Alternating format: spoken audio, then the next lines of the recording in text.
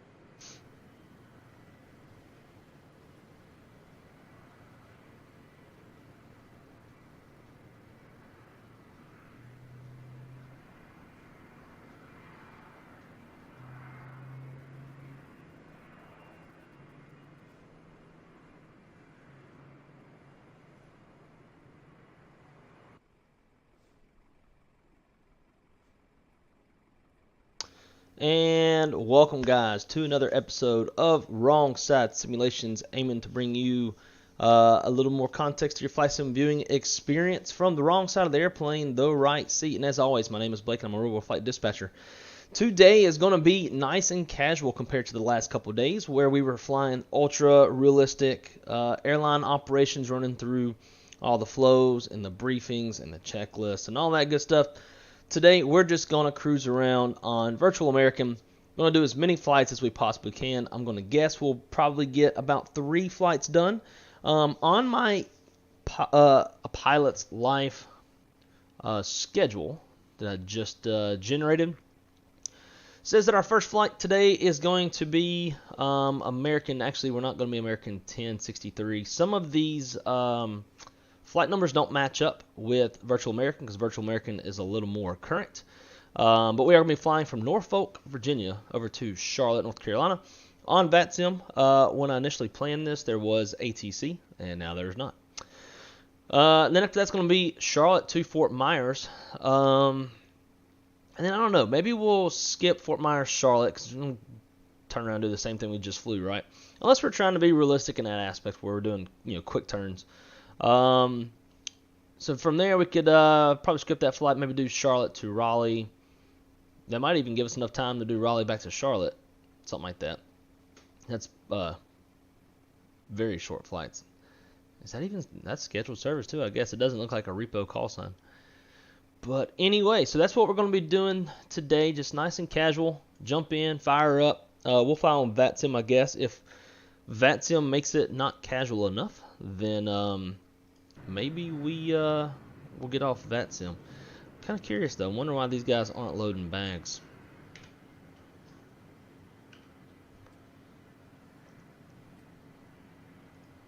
That's supposed to be open. I don't know. Don't know why they don't want to load bags. Guess they don't want to work today. Over to the chat though. Zach, what is going on, man? How is work going? Not much longer until you are off. How How long? What time do you think you'll get to the house?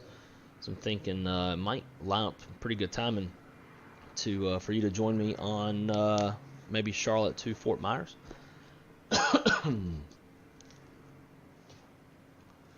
minimize that.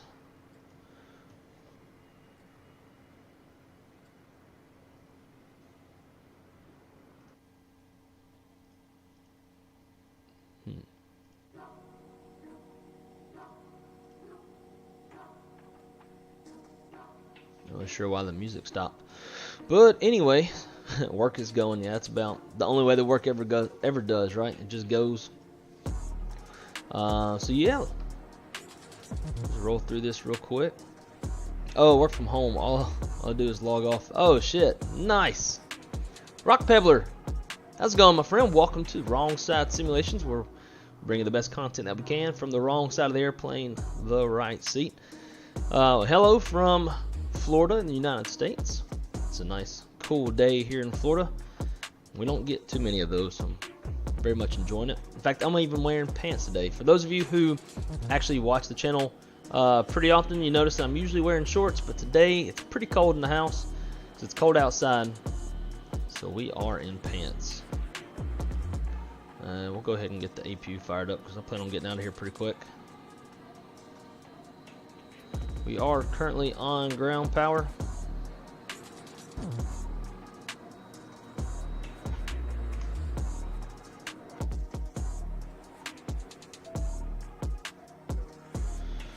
Let's see, window heat. Stay off.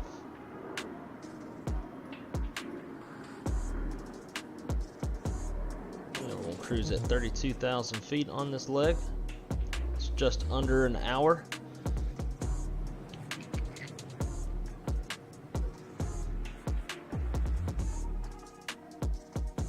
Landing elevation is 748, so we'll put up to 750.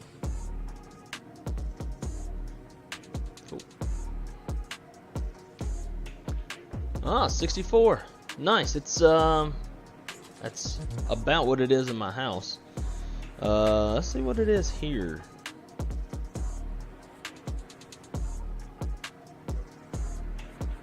What time is it over there in Spain? I'd imagine it's probably early evening, huh? See, if France is, I know Toulouse is 6 hours ahead of us because I handle all of our aircraft deliveries from Toulouse to my airline. We bring them over from the factory in Toulouse to our maintenance base in Detroit.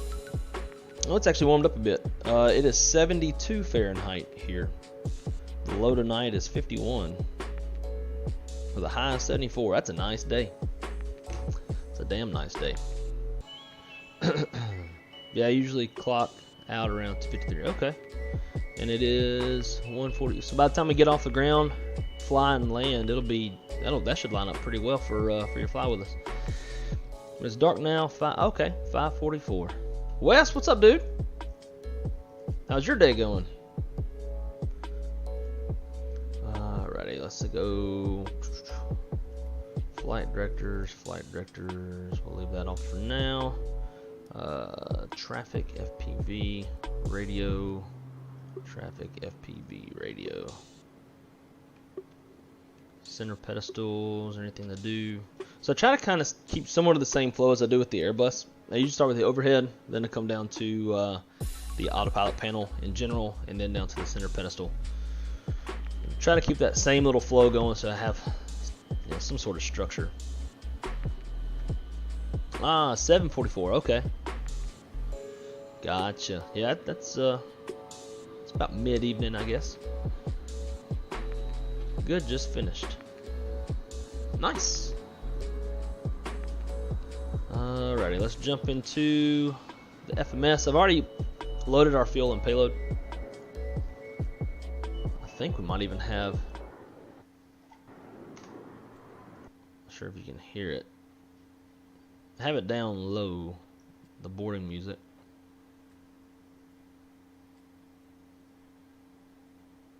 At least I thought it did. Oh well.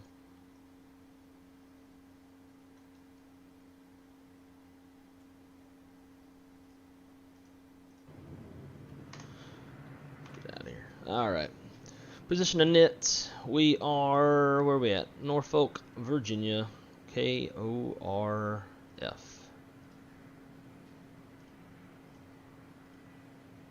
Norfolk, headed to Charlotte. I'm going to be departing on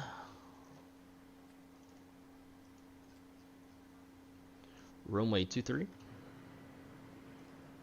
So I don't know why I'm putting it in here because we'll end up clicking it again. 1316 is our call sign.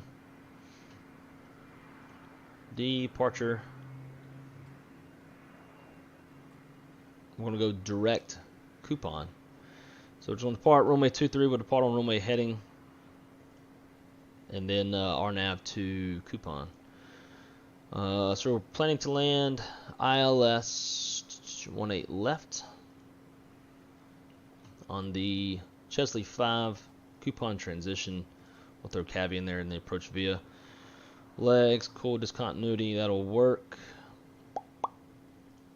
The knit, 0 fuel weight, it's 121.4.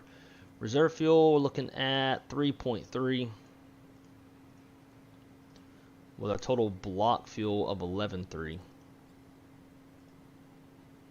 That's got, I don't know why it says 11.5 there. Cost index going to be flying,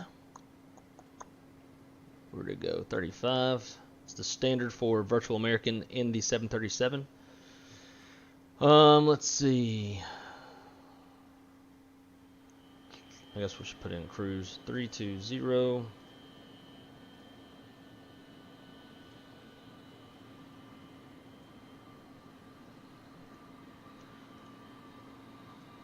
Cruise winds, we're looking at 277 to 86.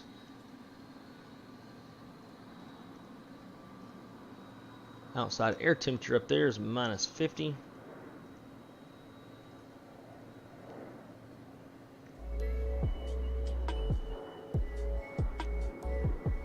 And I think that's going to do it for that. We'll run the D-rated takeoff. We'll call it Flex 61. Climb 1, take off, we'll go flaps 5. Drop our CG in there, 25.0 gives us B speeds of 34, 35, and 40.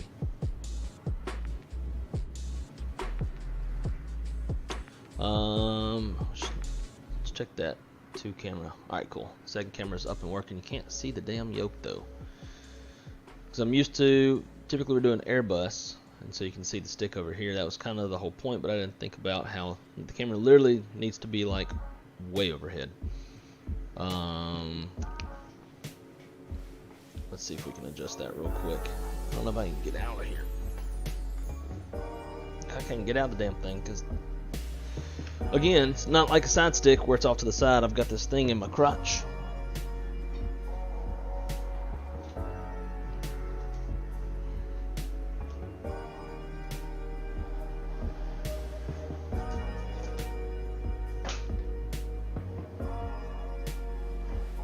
I guess we won't even know if that's any good until we're sitting down.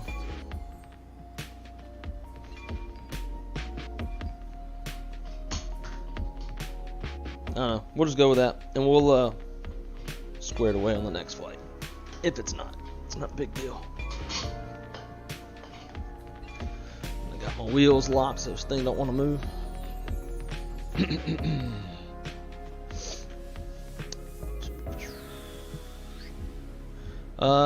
Yep, so what Zach said, we are flying Norfolk to Charlotte, and then it's going to be Charlotte, Fort Myers, and after that, either go back up to Charlotte or jump back up to Charlotte and do Charlotte, Raleigh, Raleigh, Charlotte. Something like that. Lots of Charlotte on the first half of the schedule. Right, so let's dial in our V2, just 140. Okay, you can see the yoke, cool. Top. Actually, we're gonna be like ATC assigned, so we'll go up to 4,000 to start. Sweet. See if this thing gives us runway heading like the, I guess not.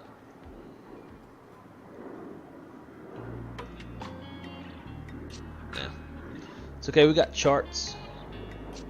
So departure heading is going to be 227. It's altitude, we want heading, which is 2 clicks. Sweet. Shaq, what is up? YouTube fails me again. I set a reminder and no damn reminder. Really? What about, do you have the notification bell?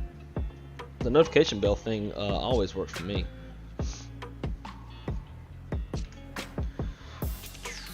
Alrighty, APU's on the bus.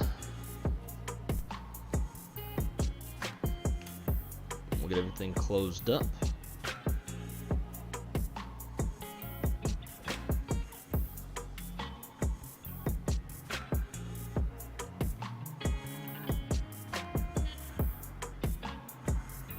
And ground services will pull that. We'll go ahead and remove chalks too. Parking brakes are set.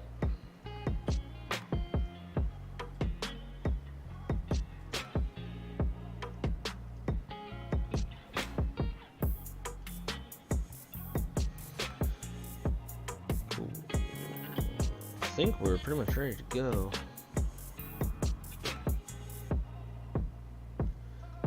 Need, let's see if we can get GSX to cooperate. Might have to reset it, because I think they're still boarding.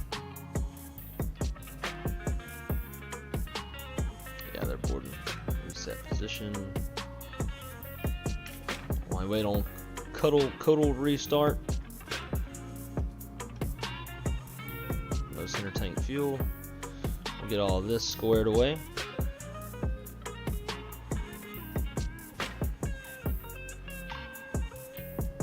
Nice. Tab, GSX, tab, GSX again. And prepare for pushback.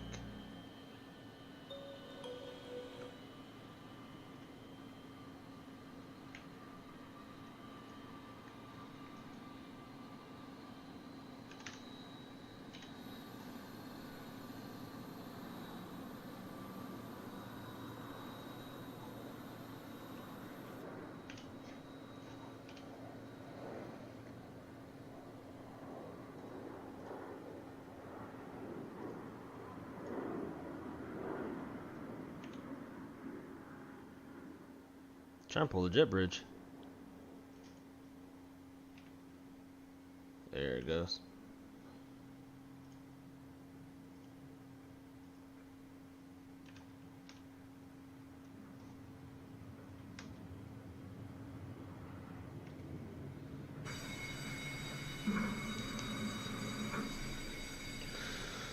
Well, we're already at 5 likes, so I guess that means it's going to be a shot. So that's something we were doing yesterday. With every 5 likes, I was taking a shot of this Cantera Negra Cafe coffee liquor. It is only 40 proof. In fact, I took 4 shots yesterday during the stream and felt absolutely nothing. So we got more work to do today. Yeah, I have it all for this channel. Maybe because I was watching video. No. Don't think so. At least on my phone I get the push notifications. Damn it, the jetway's back. We want to go nose left.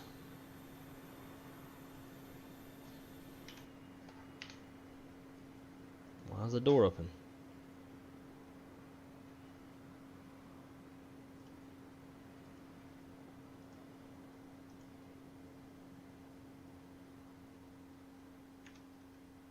Go away. Thank you. Get agent screwing shit up. And what's going on over here in this navigraph?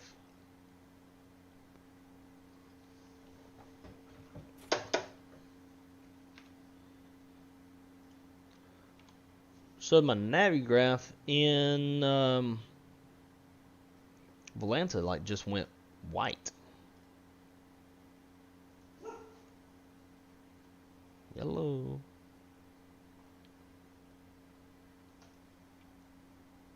Why you do that?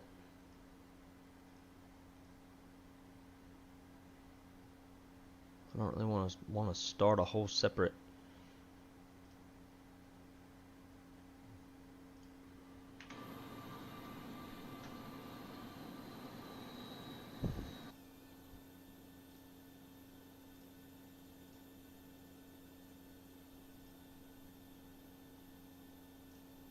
Already had my charts all set up.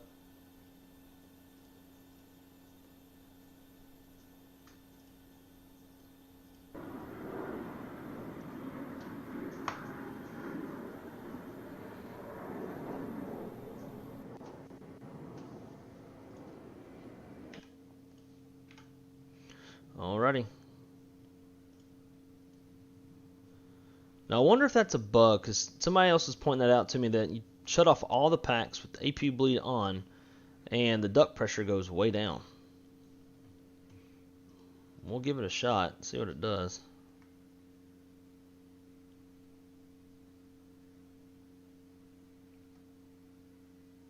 Actually, I don't want that engine. I want engine number 1, because that's what we need for Virtual American.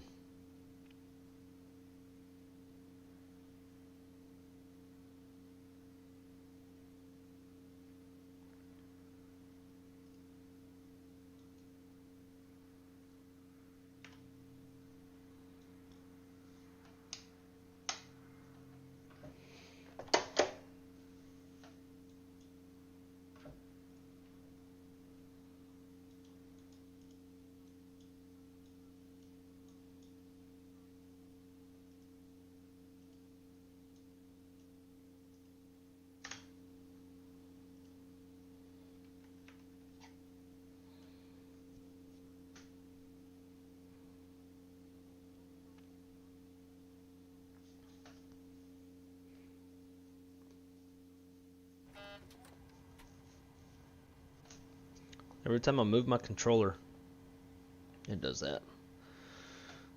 Shalleth we try a single engine taxi? I don't know if we ever tried that on stream in a 7.3.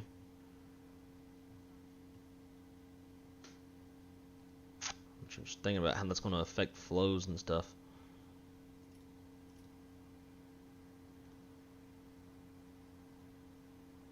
We'll give it a shot. And flaps 5.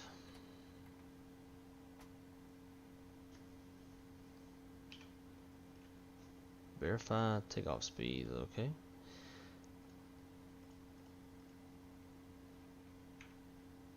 What was our trim? 4.41. Oh, that would explain a lot. Didn't plug in my yoke.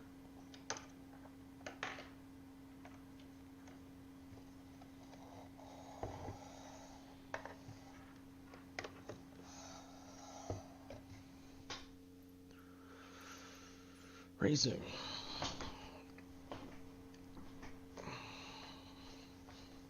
All right, we're good. Are they gone? They waving and stuff. Okie dokie. Let's try this whole single engine taxi thing.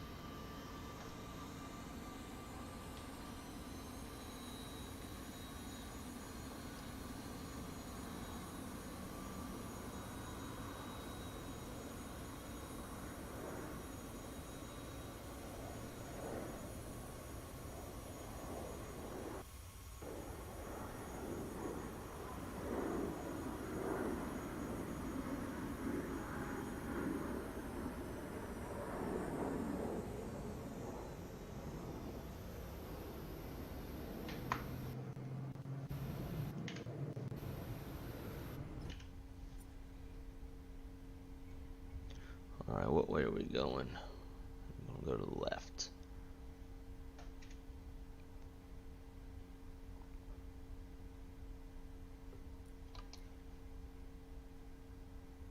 Oh yeah, Tiller works with this too.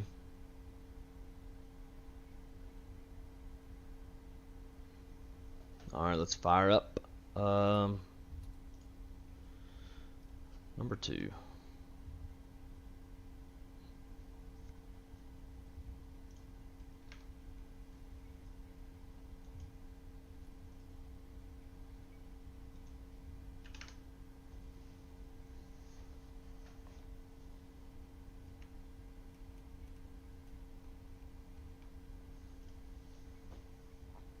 Yeah, I love the old Chrome as well. Skyfall, what's up, man?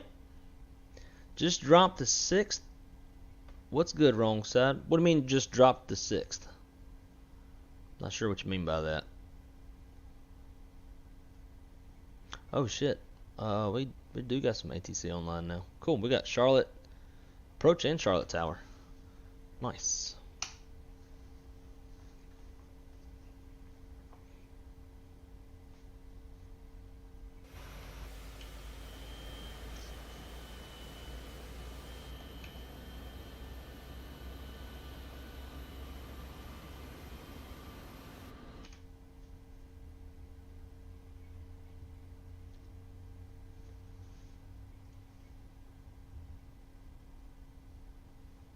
Based off that windsock, I don't know if 2-3 was really the right decision.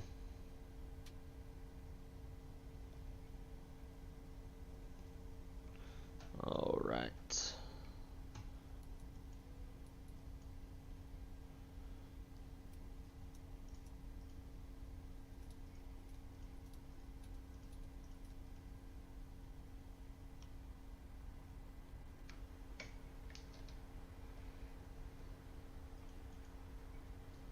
I think we're looking good. It's just a crosswind.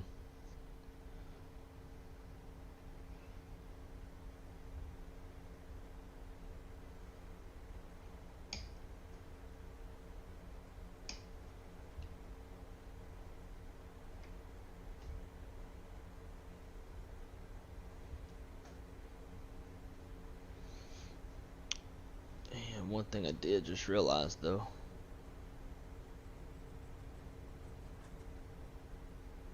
Pull over here real quick. Need to adjust my what do you call it? My push button, because I took off my side stick.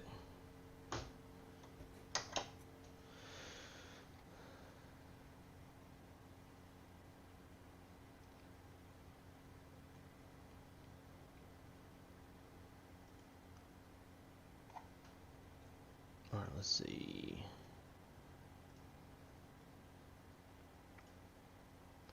Set new. And for some reason, every time with, like, so y'all can see this, without me clicking anything, see, it's just like assigning a button. And I want the number 1 button, but it never works. I don't know why.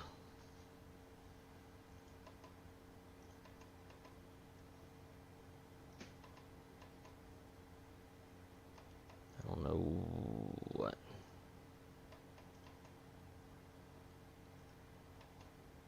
Nope.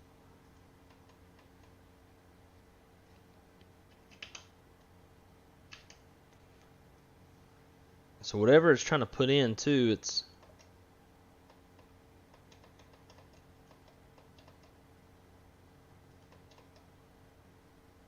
just going with random shit.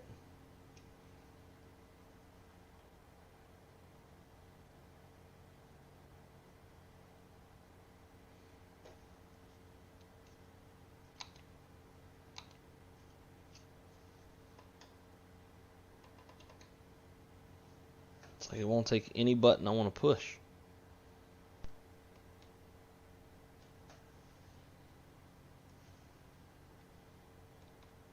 Okay, so now I gotta go get rid of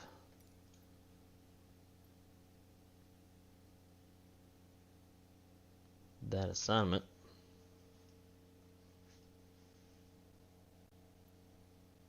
Not really issues.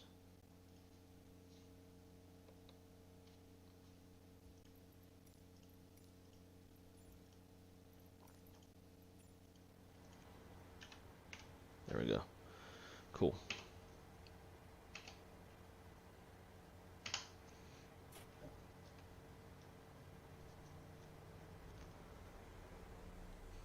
Norfolk traffic, American 1316, taxiing runway 23 via Charlie, Norfolk. It's not a really good button because it's also like an axis and it moves that. I can already tell I'm going to, especially while I'm taxiing, I have to use my right hand on the tiller. Trying to push it with my left hand, I'm going to mess it up and probably move the view around, and I don't want to.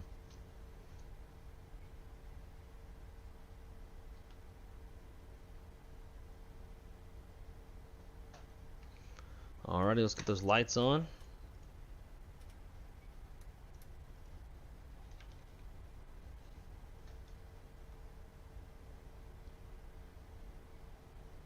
We're looking for 227 on the runway heading. I think it's vPilot, or it's just like this yoke is constantly putting in some sort of button input, and the vPilot's like reading whatever input because it's only the yoke that does it. Like my side stick doesn't do that, so it's got to be the yoke. I don't know why this keeps veering off to the left a little bit. Clear on approach, clear down the runway. Oh, why did it zoom in? I just told it to not zoom in no more. And it's still doing it. Norfolk traffic, American 1316, line up runway 23, Norfolk. Maybe it didn't clear out.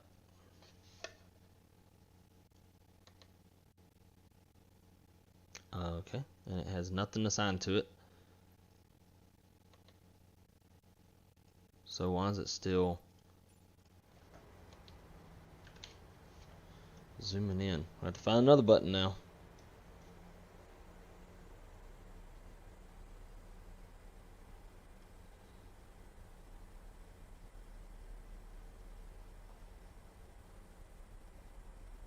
Ooh, maybe that's it. I'll disconnect the controller and try. But even still, it doesn't do it when the Boeing yoke's not plugged in. Alright, controller's disconnected. Settings, push to talk. Now let's try it. We'll clear it. It's still doing it.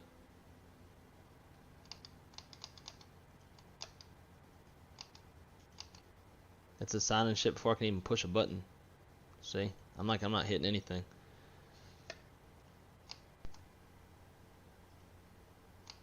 There we go. That's the button I want.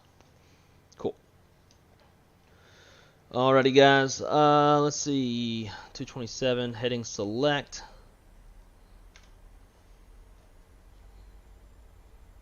And toga.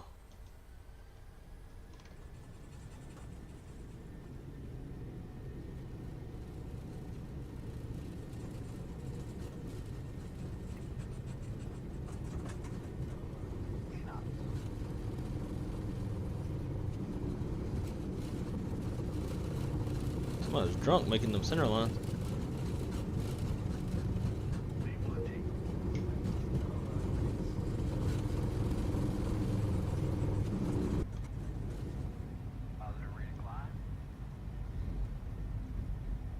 Gear up.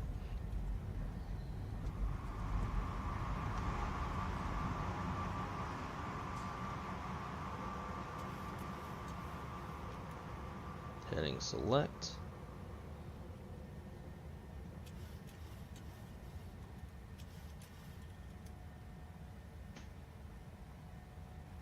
And acceleration, climb altitude, go nose her down and accelerate.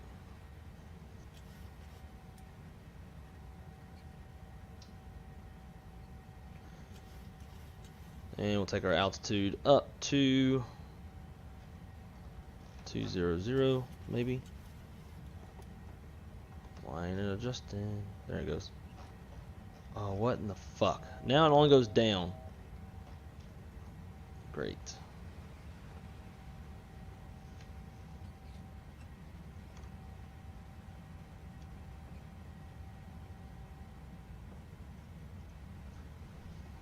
autopilot. And let's go.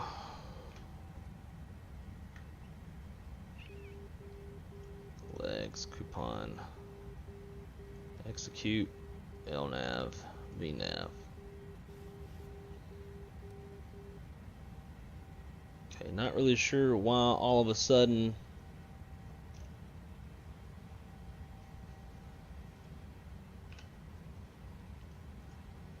my little dial won't dial anything up. Let's see, let's try heading. Yeah, it only works to when I rotate to the left. Fun. Fuck, that makes that basically useless. Alright, let's keep going up to, let's call it our final.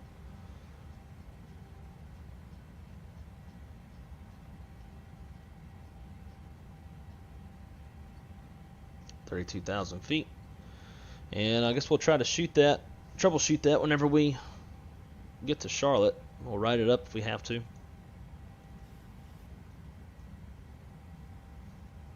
That's obnoxious.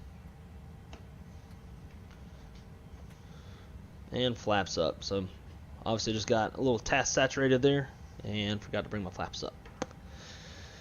Yeesh. Captain Dispatch. Drunky says, yep. How many? Oh, we got 10 likes. Now we're up to 2 shots. Now I got to take 2 shots. Once we get up to cruise, I'll go grab a shot glass and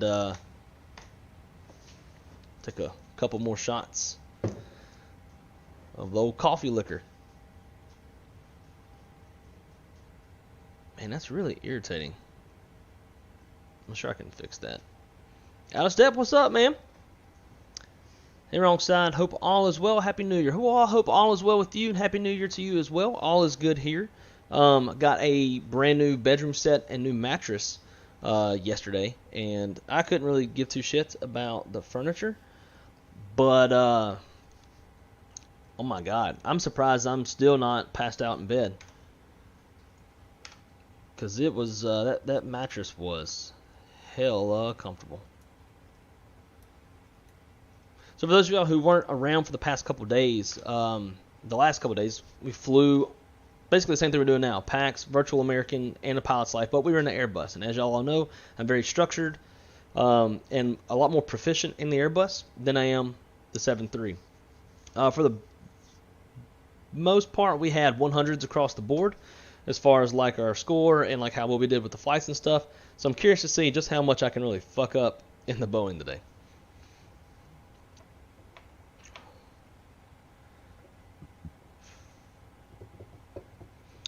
You think the tiller connected may be messing with it? I don't think so, because it's been doing this well before I even had the tiller. Like it seems like it is solely isolated to the yoke.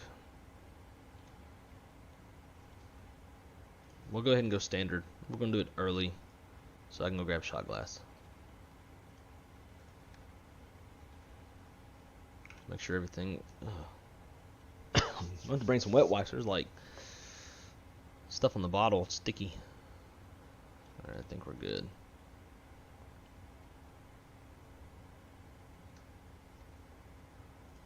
Let's get our little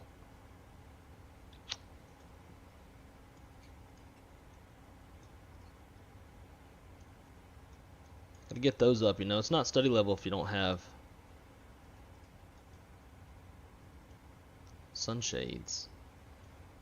I just don't know, every single time though this thing won't go beyond. It hasn't always been like that I remember. Do y'all know how to make this go past the window? It doesn't seem like that is it.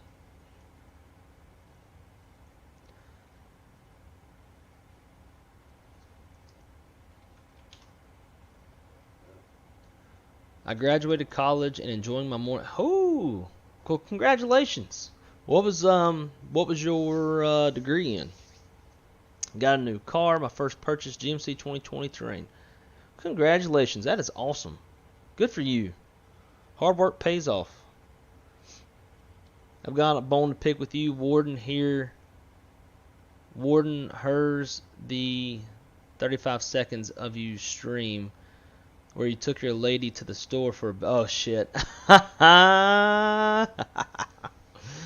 Guess who's shopping now? Well, Rooms to Go is running a New Year's special. They are currently doing 55 months of no interest if you finance through them with their credit card, which is not actually through them, it's through Synchrony Bank, who I also financed my rims through. But yeah, 55 months interest free. We dropped about $6,500. I don't suggest you do the same.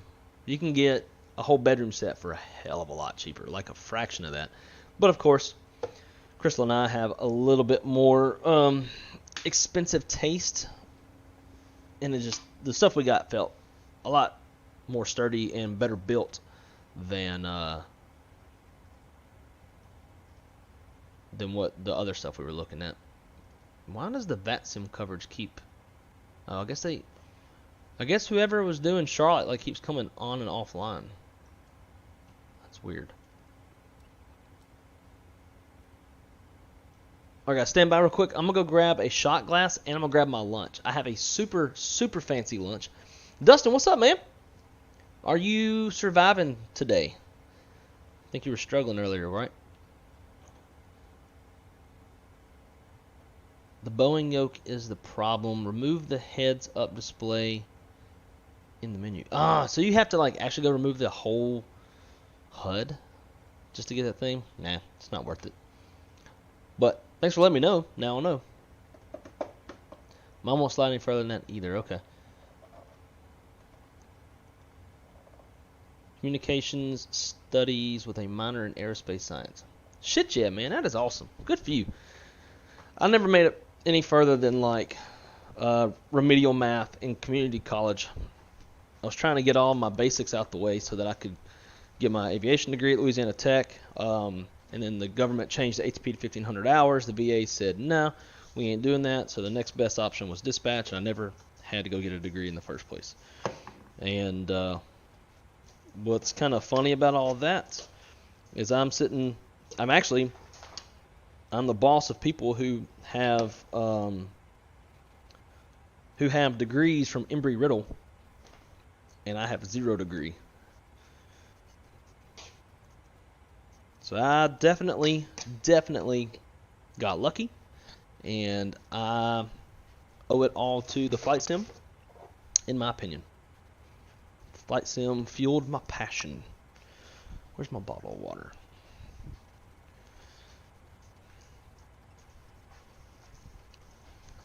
Y'all ain't gonna believe how fancy my lunch is.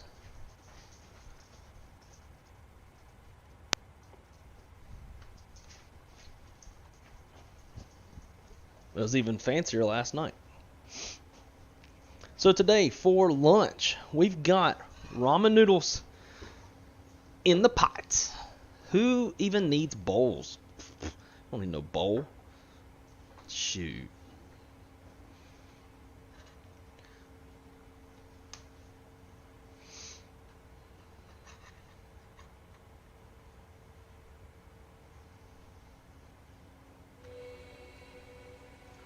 Get some engine anti-ice on.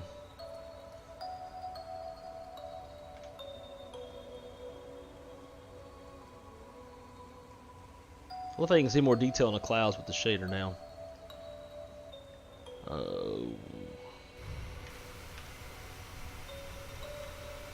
That's not what I wanted.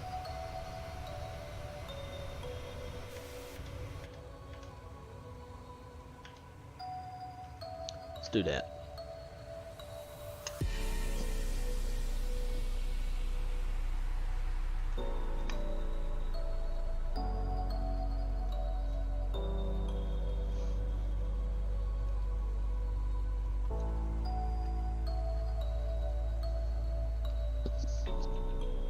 So I do actually have chopsticks. They're fancy chopsticks too. They're like the washable ones.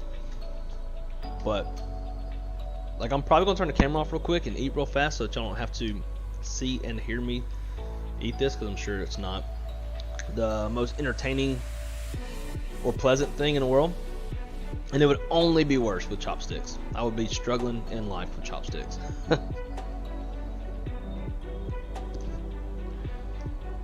Last night, I had 2 packages of ramen noodles. Now, I didn't use the seasoning.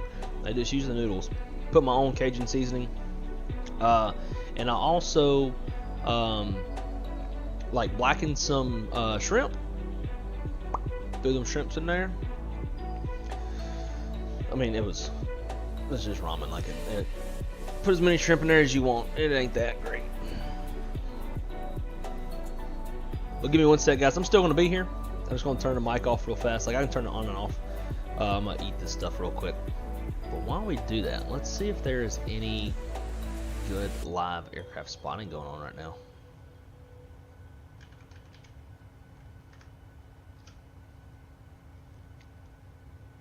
We got Midway, LAX, Boston,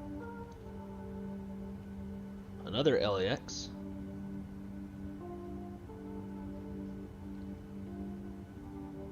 Let's try Boston. I don't think we ever really watched Boston.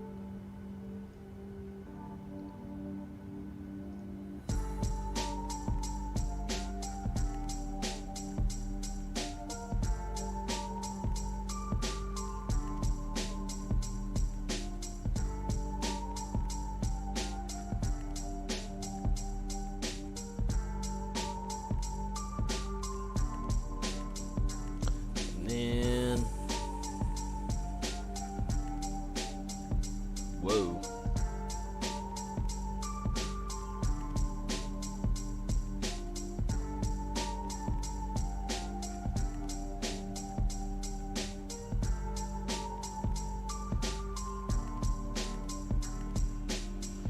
Well, there's shit going on in Boston.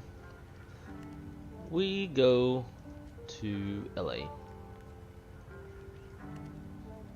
Well, there's shit going on here either.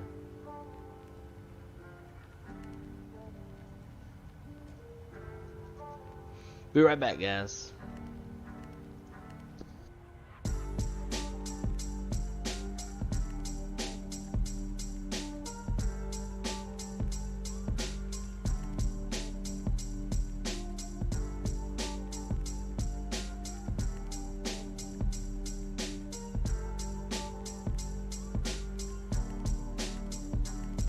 Zach, that does sound fucking amazing. Sounds also like cardiac arrest waiting to happen, but I would definitely give it a shot. Sounds like it'd be worth a heart attack. It's been a long day, but surviving. I could imagine. What time do you get off? Probably be off in the next hour or two.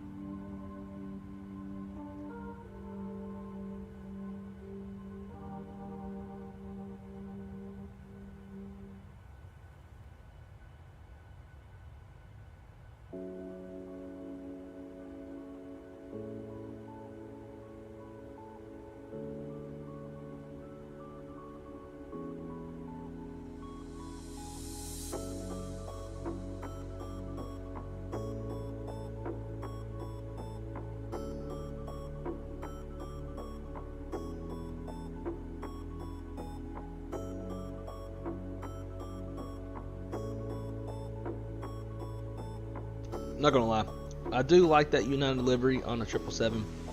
It's quite good looking. Oh, that's the 777 with the smaller engines. Looks better with bigger titties. I loaded this stuff down with some Tabasco, because I love Tabasco because I'm from Louisiana, you know. Tabasco is made in Lafayette, Louisiana. This stuff's spicy. Are you going to Flight Sim conference in Houston this summer? That is the plan. That is the plan. So who I'll talk to about it? Me, Shaq, Hillbilly Gypsy, who y'all see in here relatively often. He's not too busy doing his dad duties. There's a few of us that are talking about going. But yeah, that's definitely on my radar. It all really just comes down to work. As long as I'm off. If y'all remember, if any of y'all remember what the dates are for that, I can actually look right now and see if I'm going to be off. I should have my schedule for the year, unless we decide to rebid, but I think we're all pretty good with our schedules.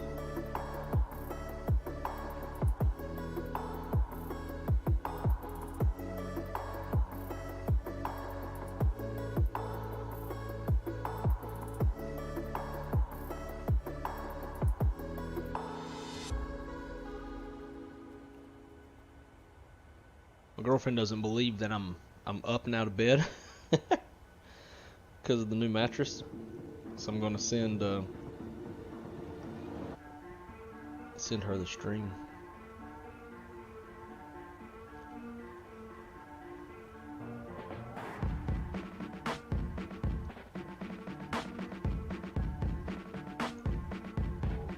She's gonna be mad when she sees me eating ramen because I ate ramen last night.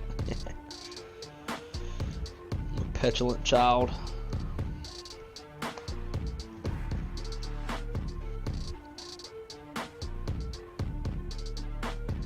Oh man, Zach, you know, babies ain't nothing. They ain't very important. Just tell your girl that, look, you got this. If you need me, call a friend, call your parents, call my parents. I'm gonna be busy being a huge flight sim nerd. No, I'm just kidding, man. Congratulations again. That is awesome. And I say that as I am actively trying to avoid that scenario myself.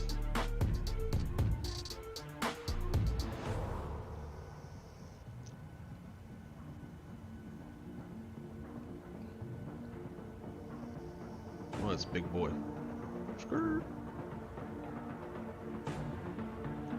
Skirt. That's pretty.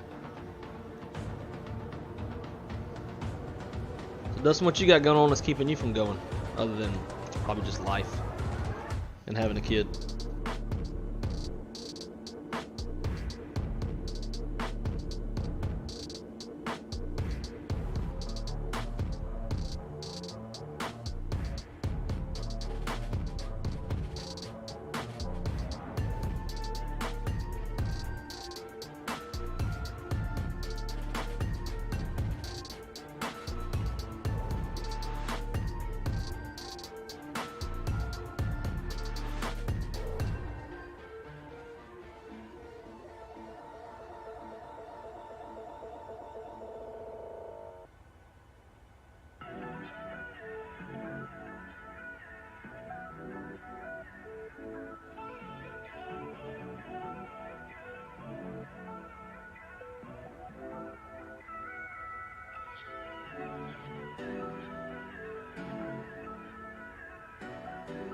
Alright.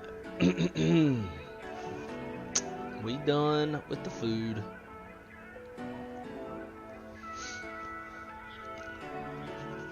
$321 Neo. Can't wait to get our first 321 Neos. It'll be pretty cool. Today's a sad day. Today we have retired our first two 319s at my airline. So it's kind of irritating too, because we are like 3 airplanes away from hitting 200 airplanes in the fleet. Huge milestone. But yet now we're retiring airplanes, and it's not going to take even longer. So now instead of being 3 away, now we're 5 away.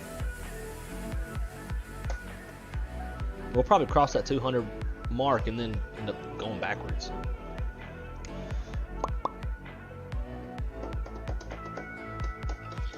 Oh yeah, leave lifelines.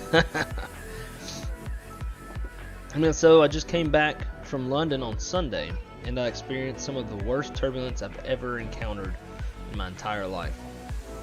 My first cue that something was up when the captain turns on the seatbelt out of nowhere, and then we feel a few bumps. Yeah, who did you fly on?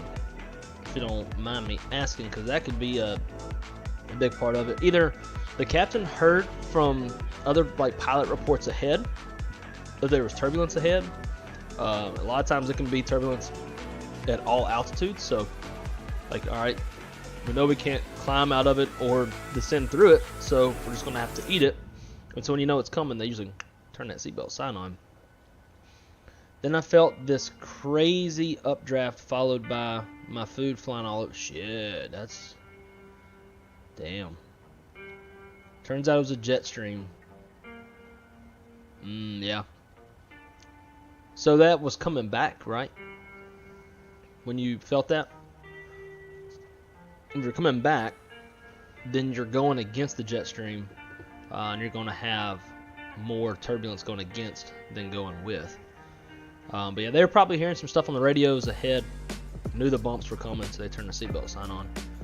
That's pretty common. I have plane spotting on my TV all day, just running. Is that weird? I don't think it's weird. I don't think it's weird at all. I actually done that quite a few times at work. I just need some ambiance, but like I don't want anybody to see me watching stuff that's not aviation work related, so I just turn that on. Did you hear what happened to the NOTAMs? I did. In fact, that's why Dustin's day sucks so much, because he works in aviation, not necessarily directly in aviation, but he is an aviation meteorologist. And when things go south with the airlines, it does affect him. So he's been getting his ass kicked today, and I'm so glad that I'm not at work. I'm sure we'll still be dealing with some of it tomorrow. In fact, let's see if we've had any. It's like when we go into the big operational issues, we get these text messages. Wondering if we got any today.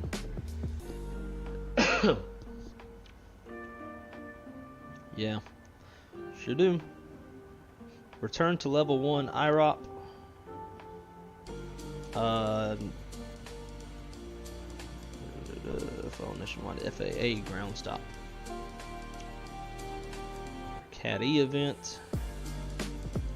Nationwide FAA ground stop due to equipment outage. All U.S. destinations on ground stop. Update 1430Z. Any departures that are boarded, please deplane. For departures that have yet to board, please hold boarding. ATC hotline call stating high confidence in lifting nationwide FAA ground stop. All stations should be prepared to board. Return on WAPs. Departures previously held, boarding due to ATC ground stop are okay to board. The ground stop will be lifted shortly and ATDs reflected accordingly. Improvements to the National Airspace System crew network following nationwide FAA ground stop return to IROP level 1. Incident closed. So yeah, they're on the backside of it now, trying to recover the operation. Hopefully they get it all squared away before I come into work.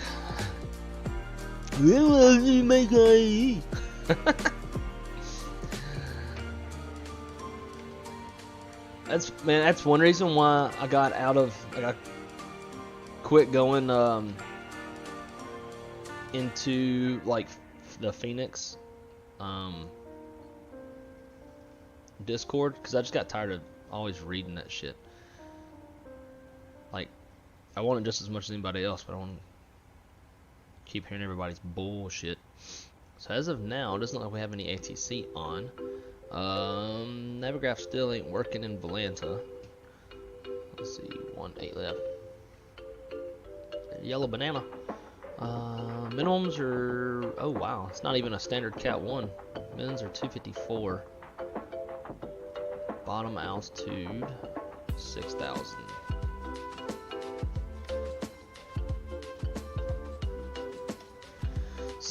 Let's get the minimums in there. Up 254.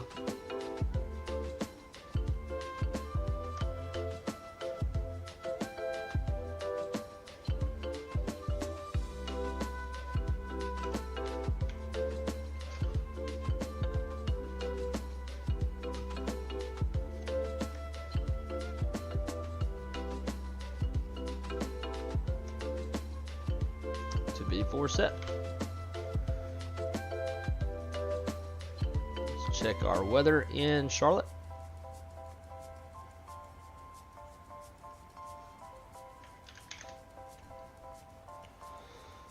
Nice day. Winds variable at 5 knots, 10 statute miles, few at 6,000, few or scattered at 16,000, scattered 25,000, temperature 16, dew point 2, altimeter 30.05. So we get 30.05 in the standby.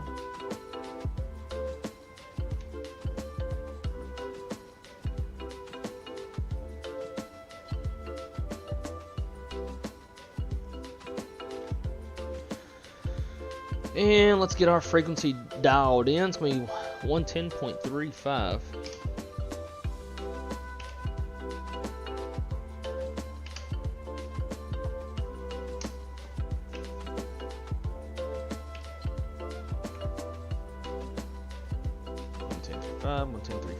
Cool. Course heading is going to be 183.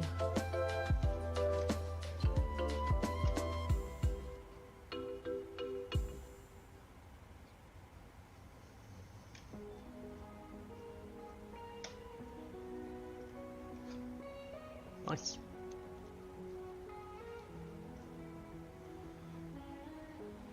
And we're coming down. We'll dial this to 183 as well.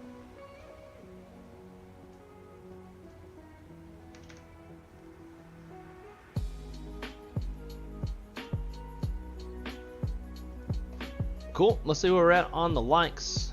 Showing 12 likes. So let's dump 2 shots down my throat. That's a really weird way of just saying let's take some shots.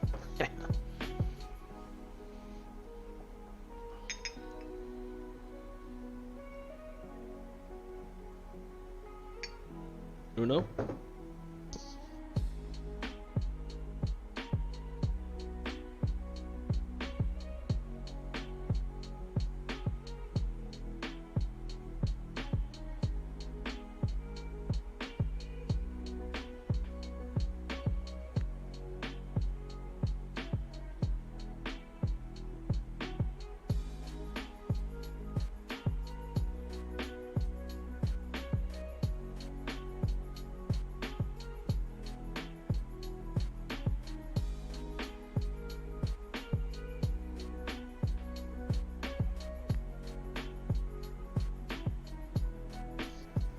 Man, that bottle sucks at pouring. It just runs down. So I think something's up with Volanta. It keeps intermittently showing Charlotte Approach, Charlotte Tower, even Jack Center has been online, but they're not. I don't want to kill the flight. But based off of the vPilot, only Boston Center is online. We're a lot further away from Boston Center than we are other places. The other stuff that I said was online. Alrighty, back to the chats. What airlines are purchasing those 319s? I'm not sure, to be honest. Somebody is buying them. But they said it. I didn't even recognize it. It might be European or something. I didn't recognize the airline. Like, I'd never heard of the airline before, unless maybe it's a startup somewhere.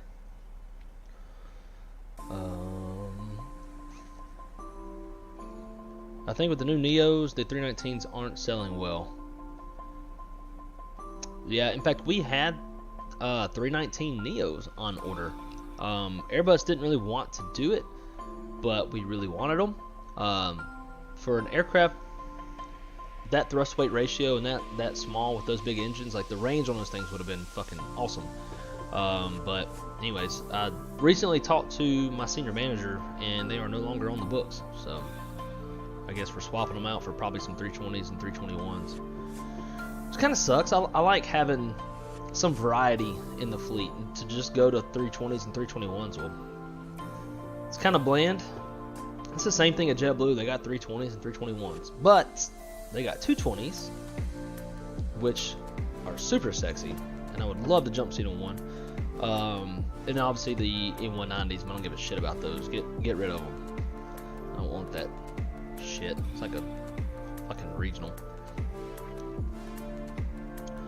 Was the first nationwide ground stop since 9/11? Probably.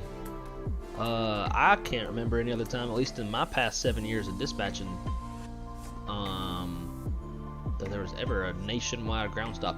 I've seen like airline wide ground stops for particular airlines when they have like an IT outage or something. I believe we've had one. I've seen numerous other companies with like company wide ground stops, but never nationwide everybody.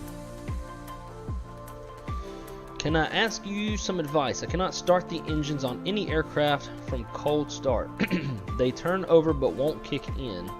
Only by keyboard will they start. This only started today.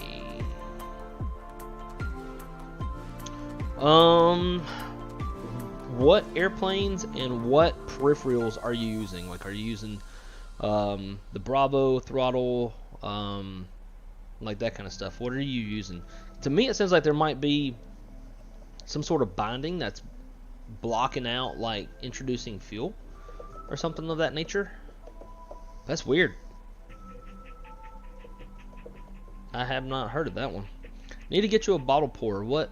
Oh, I know what you're talking about. Like you stick it in the thing and it like pours it better. Maybe. I haven't really ever needed one. I really just need a paper towel is all I need for this bottle. 200 points away from being a captain on a pilot's life. Nice. Hopefully I get that United Airlines job. I had United Auto offered to me several times. I said nope. I'm not a big United fan. I've been captain for a little while, and then I quit flying as much. I was really like determined to make that captain rank, and then I did, and I was like, all right, did that. But it definitely helps too whenever, like, if you can fly like what we're doing today, flying with a VA and fly for that airline in a pilot's life, because then you really have even more purpose, and you can fly more of the flights that you want to fly and all that stuff. I've flown for a bunch of airlines in a pilot life now. I've flown for Sky Airways in Japan because I didn't know you could like go to the settings and change like the region that you fly in. So I flew for Sky Airways. I flew for Alaska next, then Southwest. I don't think I even did a single flight for Southwest. Because then like as soon as I started the Southwest stuff, that's when Phoenix came out, and I was like, bye. Then I went to, I think, Spirit, and flew Spirit for the most and the longest, flying that parallel to V-Spirit. And then after that, I went to Delta. I thought I was actually going to fly a lot of Delta because to me it seemed like Delta was the hardest U.S. carrier to get on with. Finally got on with Delta, and then was like, I think I flew a flight, and I was like, all right. Boarded this, so I went back to Spirit, and then Virtual American came out, and now I'm flying mostly Virtual American and American Airlines. JetBlue probably didn't want 319s in the fleet. Yeah, I'm sure they didn't. Bastards. I don't know, and what's crazy too is like recently, a couple weeks ago, I had to run some mock-up flight plans because there was like no fuel in Cape Haitian. So my director asked me to run some flight plans with both 320neo and 319 from Lauderdale to Cape Haitian, tankering in, and try to take enough gas that we could land in Cape Haitian, board, and then fly to either like San Juan or Santo Domingo, like somewhere else, get fuel, and then go back to Lauderdale or Orlando. And the only airplane that was able to do it was a 319. The 320 we were going to have to kick passengers off. And we could do it, but obviously we were trying not to kick passengers off. So yeah, the 319 it's a kick-ass little airplane. They're old, at least the ones we have are old. I don't know, are they even still making 319s? But yeah. They definitely they serve a good purpose in our fleet. Tried with and without anything corrected, only keyboard, rebooted sim, Windows, etc. That is weird.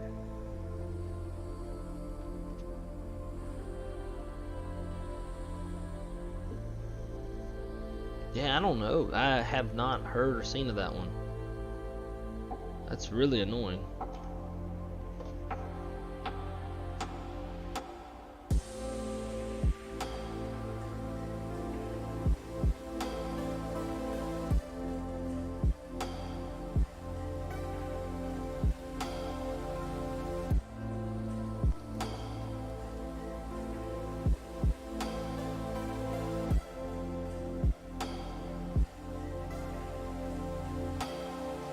Vector coming up.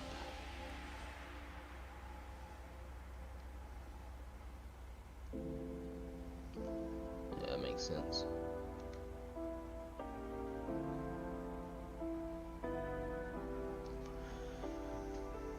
I'm trying to rack my brain of what the hell could cause that.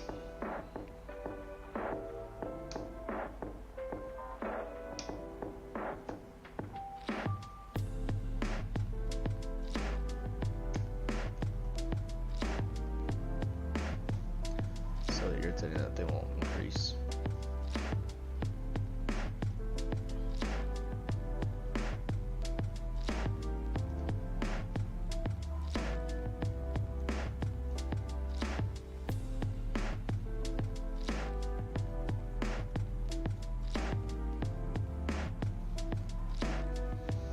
Oh, we're at 13 likes. 2 more and it's another shot. Willing to drink for likes.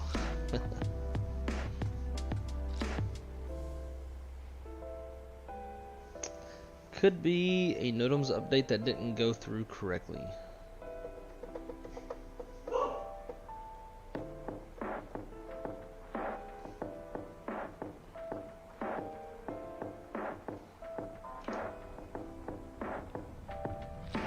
So, out of step, when you talk about could be a NOTAMs update that didn't go through, talking about the FAA NOTAMs issue they had today, or anything in regards to Rock Peddler's issue.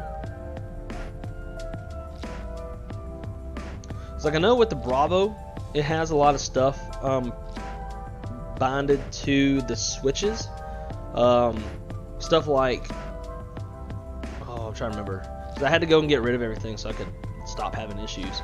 But stuff like, thinking away, it could be a long day tomorrow, ended up with a headache. Oh shit, that sucks. Man, it had like fuel flow type shit. I can't remember. There's stuff bound to the buttons that were like screwing stuff up for me. That was interfering. Like I would click something in the cockpit, but the switches that were bound were interfering with what I was clicking in the cockpit, stuff like that. So if you have the Bravo, I would suggest going through all those little switches above the annunciator panel and clearing all those out. And then if you want, I use FSU IPC and I'll bind stuff to that. So like for example, the fuel flow switches or the engine cutoff switches, whatever you want, whatever those are called, I have each one bound to a switch so that I don't have to keep looking down and clicking on it. As soon as I see 22% N2, I can just flip the switch and it does it in the cockpit. FSU IPC is hella useful. Out of step, yeah, and it's not the first time I've actually ever seen that. It's just the 1 or 2 times I've seen a NOTAM issue like system wide. It only lasted for like an hour or two, and it wasn't all that big of a deal, and it happened like in the middle of the night when there wasn't as many flights flying. Obviously today was a bigger deal, but it's a system outage just like anybody else has. I mean, every airline has system outages where a particular system just quits working and screws stuff up. Okay.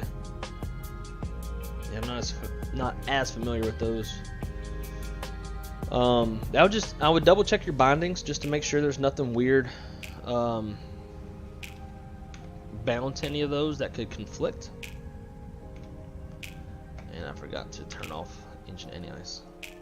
And again, guys, for those of y'all who haven't watched the last couple streams the past couple days, when flying on a pilot's life, it does determine your altitude based off of sea level. Therefore, when you change your barometric altimeter, you're going to have a different altitude reading than what a pilot's life reads. So I always wait until 9,000 feet to turn my landing lights on and off. So we can get raw data from here though. Flight, show flight data. So it reads me at 9,002 feet. So cool. So it's got me lower. I think it runs it based off of standard, so 2992.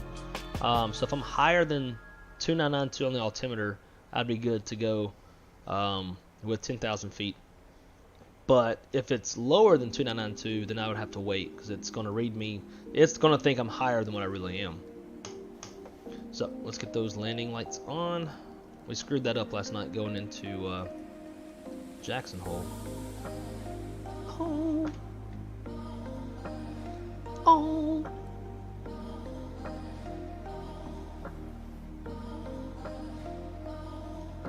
Yeah, where's me charts? Let's go snack. Let's delete Cavi.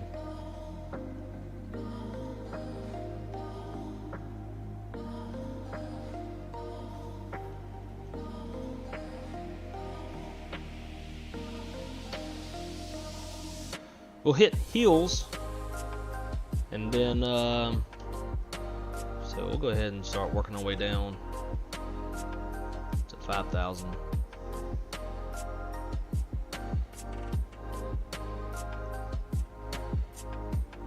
And we can go direct snack. Snack, snicky snack. We can shallow that off.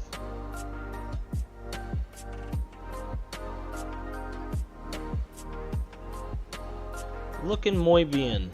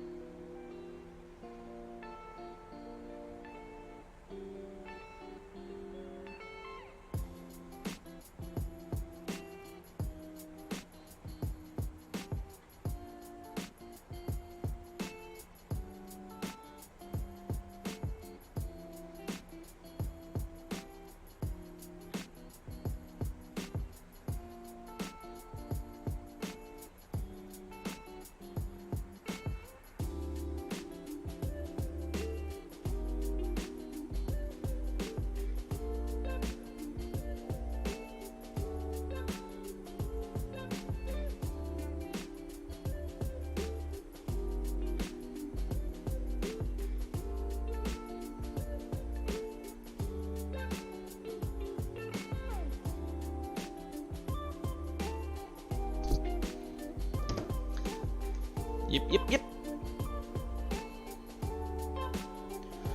1500 ops brief.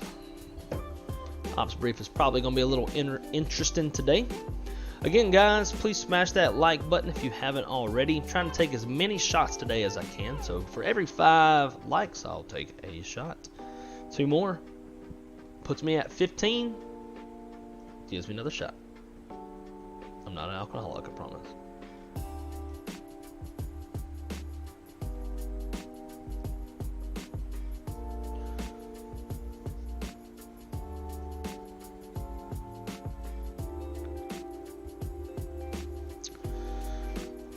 Latest Microsoft Flight Sim update caused quite a bit of issues for me. Not sure if that may have caused. Could be. Are y'all do the whole beta thing? Because I don't fuck with that. I think that's why like I've heard people talking about this update, that update, and I'm like, I haven't had an update. But it's probably because I don't subscribe to the whole beta thing.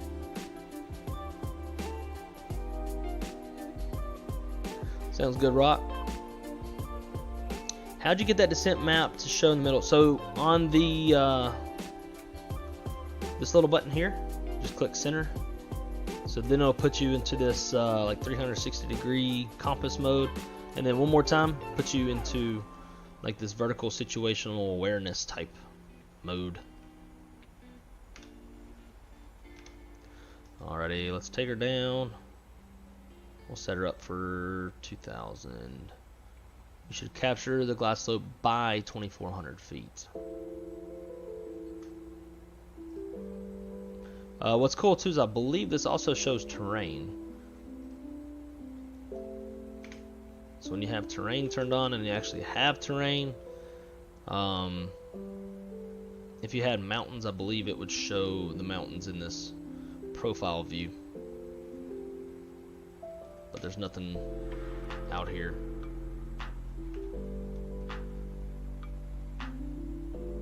Yeah, I think it would illustrate with this little green line. I think. I'm not sure. Y'all know I'm not a Boeing expert. On the approach mode.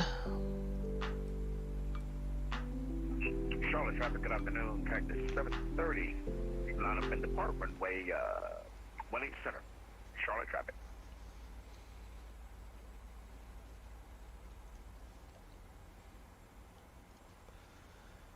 Charlotte traffic. American 1316 is on a 14-mile final, runway 18 left. Charlotte. Just clocked out of work. Nice. Look at that. Look at that damn timing, son. I knew it was gonna work out. We're on approach. Now we can both fly together to down to Fort Myers. Shit, I meant to go ahead and pre-plan the flight so I wouldn't have to do that while we're sitting on the ground. Let's see. Book additional flights.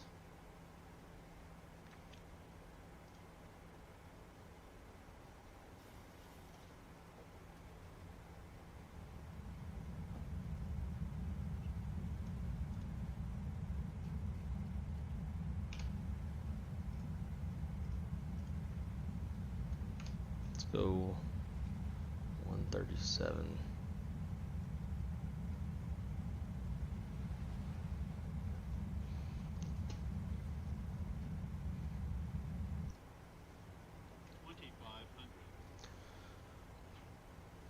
And we're gonna go gear down to try and help slow us down.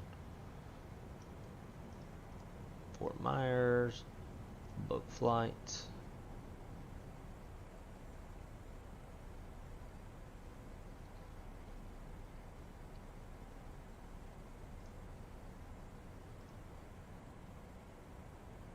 Oh shit, they only got 7 Airbuses flying down to Fort Myers.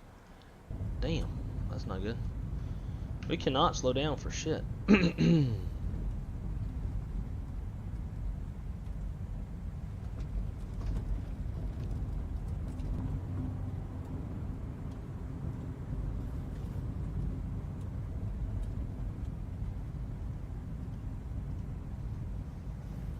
We got the spoilers out, we've got gear down. I don't know what else we could do to slow her down. We'll have to actually fly this airplane.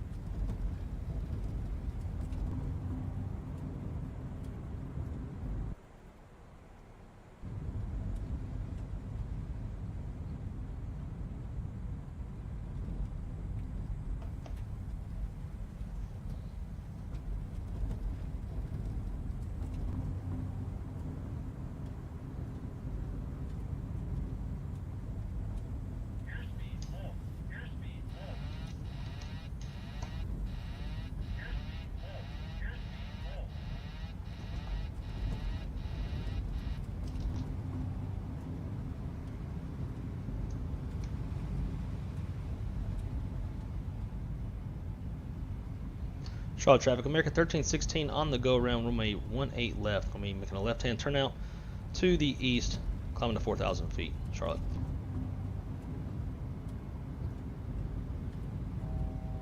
Positive rate gear up. Charlotte traffic, Cactus 730, we're airborne, clear runway 187.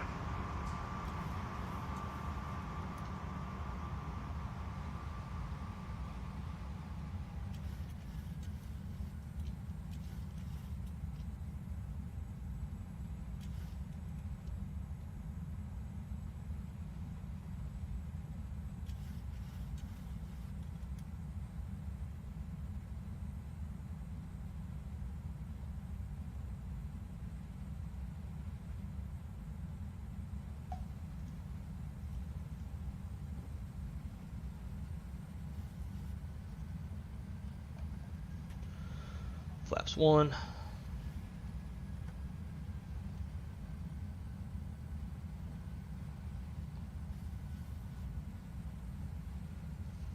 And let's go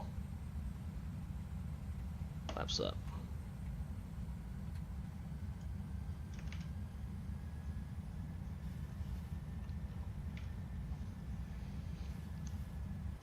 Well, that got spicy.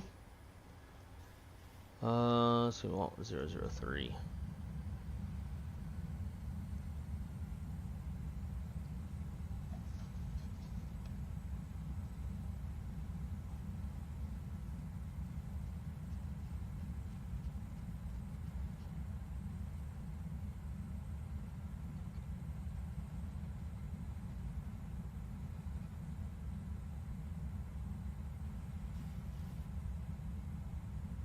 Charlotte traffic, America 1316 is making a northbound turn on the downwind. We'll be swinging back around to make another attempt on 18 left. Charlotte.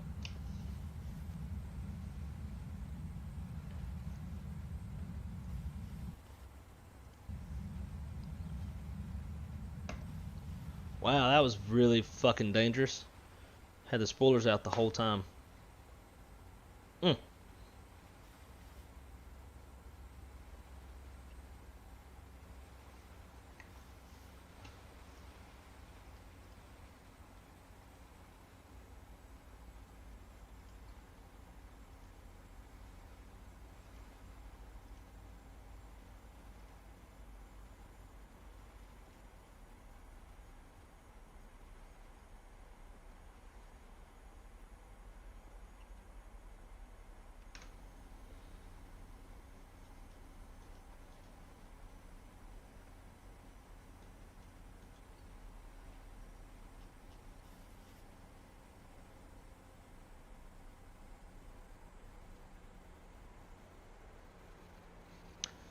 Oh shit. I know you're set up for Boeing, so just let me know if you're switching over to Airbus or I don't really want to. Just plan on doing all Boeing shit today.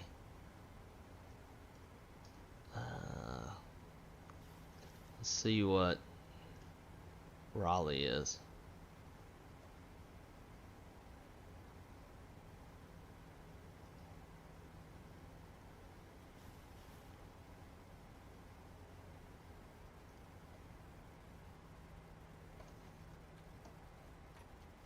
Flaps 1.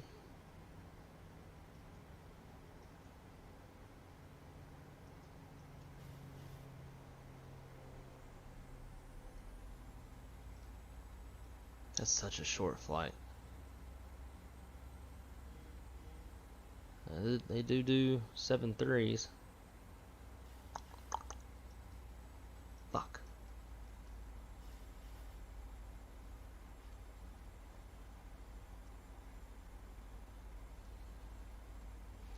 Y'all tell me, what do y'all want to see? Y'all rather keep watching Boeing, or y'all want to see Airbus? And so West, what had happened was I was fast and unstable. Therefore, couldn't get slowed down. And then got into a coffin corner. Heard airspeed low. Went around. Or let's try to cut in front of this guy.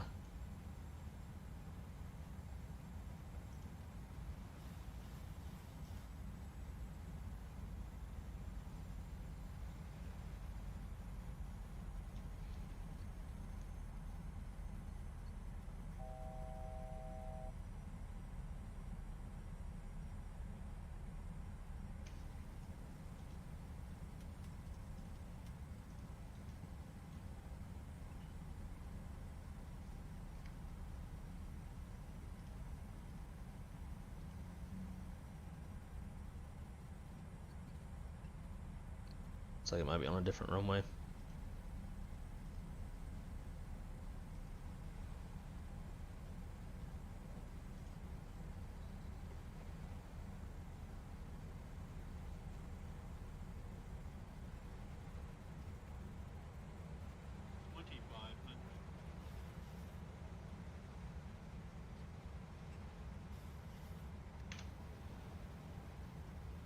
Airbus, Airbus, Airbus. Okay. Sounds good. I'm going to switch to Airbus. It will take me a little bit longer to get things re-going, but we'll definitely do that.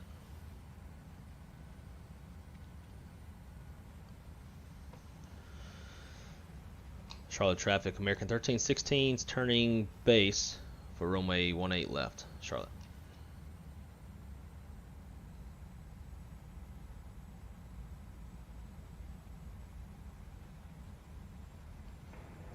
Charlotte, traffic American 1581 on final runway 18 right, 12 miles. And American land on 18 right. We got you on TCAS. You'll be no factor for us.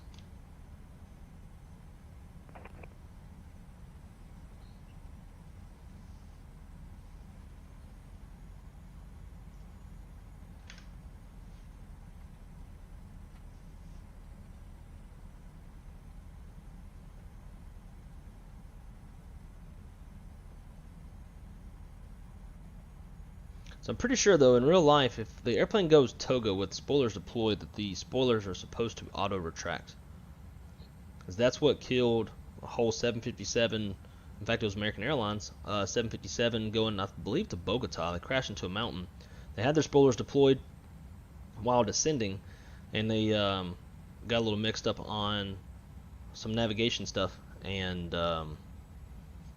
that resulted them in slamming into a mountain, because when they went toga, when they got the Jip Whiz warning, they went toga to try to climb above the terrain, but because the spoilers were still deployed, they didn't generate enough lift, and they hit the mountain. Had these spoilers retracted, they would have been able to climb that 200 feet. That's all they needed was 200 feet to get above that mountain. So they made that change after that happened.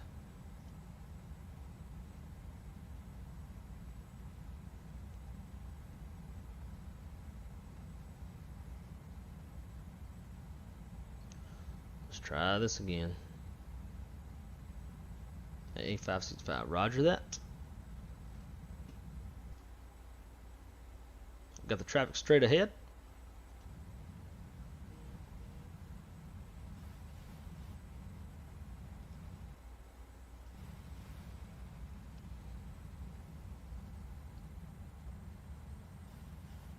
Flat slope VOR, let's go gear down. We'll bug VREF.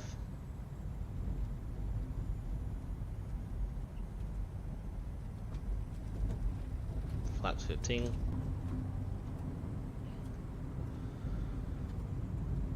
Charlotte traffic, American 1316, 7 mile final runway 18 left. Charlotte.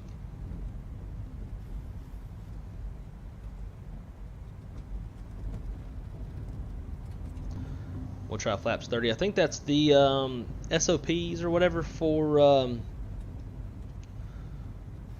American or virtual American is to land flaps 30 in the 7.3. Oh, we got 15 likes. That means it's gonna be another shot. Shot.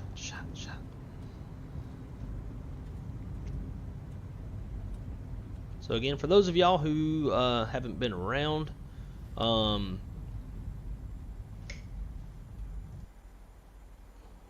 did that do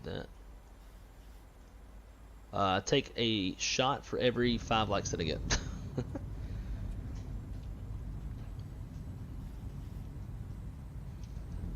Definitely seems a little bit windier up here. Let's bug it up just a little bit. Like that. We almost got another airspeed low.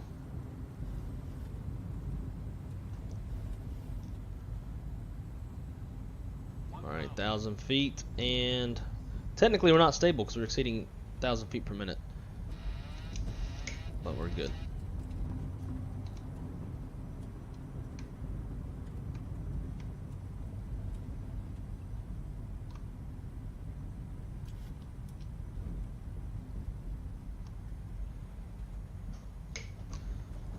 pilot's life.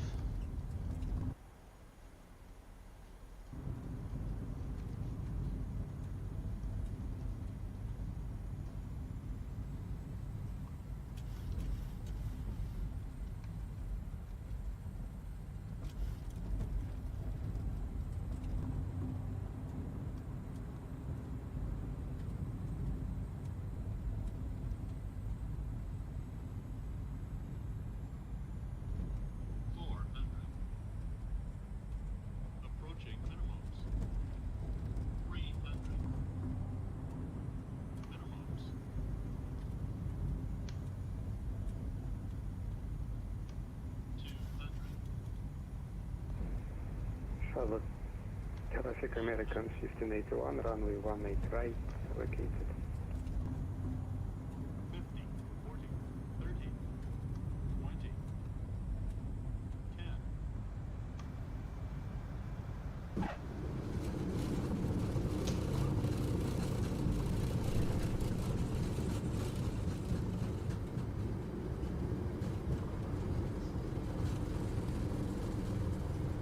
And the winds are slightly higher altitude winds are a little spicy. 80 knots.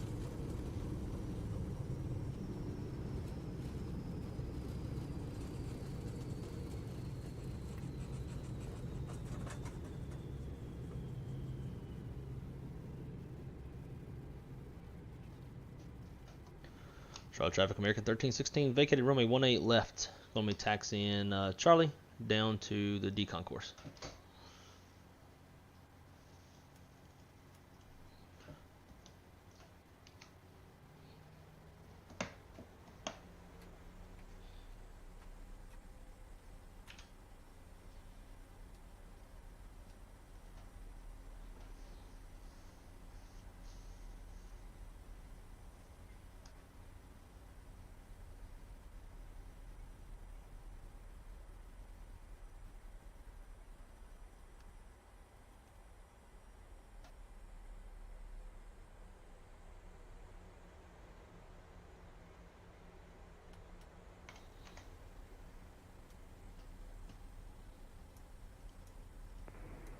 Charlotte traffic American 1581 will taxi via Sierra and Foxtrot to Concord B.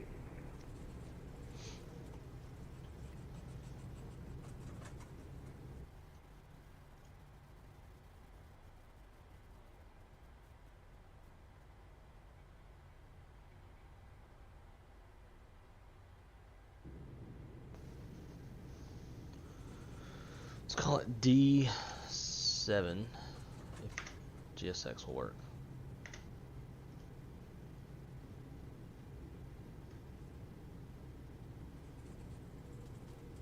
Every time. Don't know why.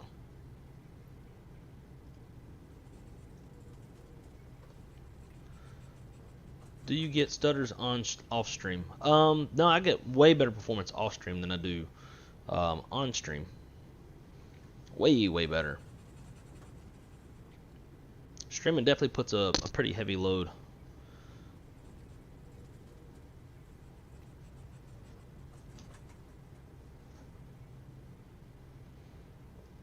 Zach, do you know where you're parked at?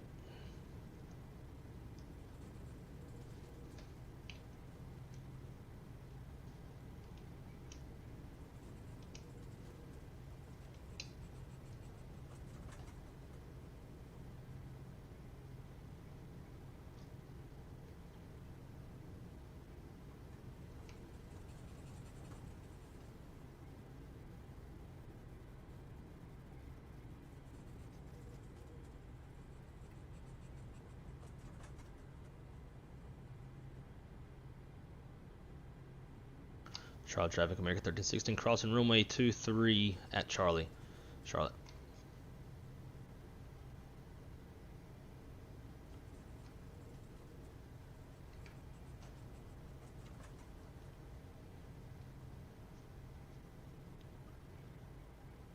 Bravo 10.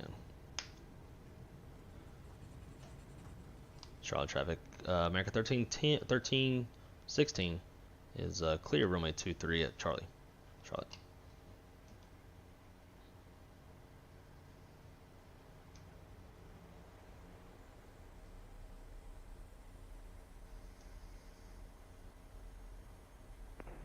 traffic, American 1581, crossing runway 18 Central via Sierra.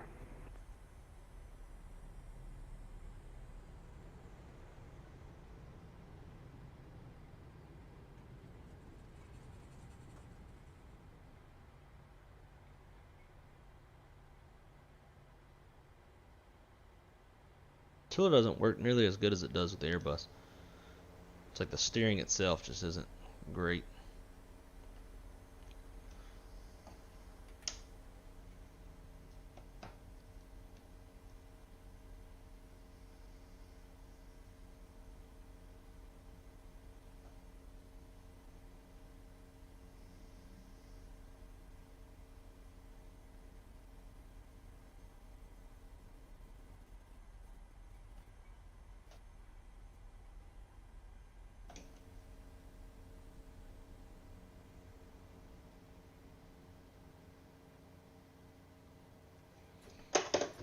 Parking brake is set.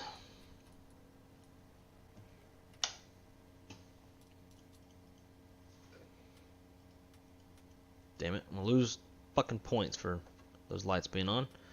Anti-collision light off.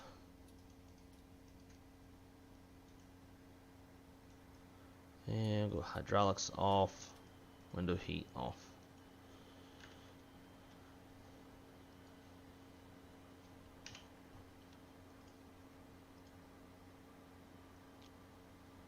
Nope.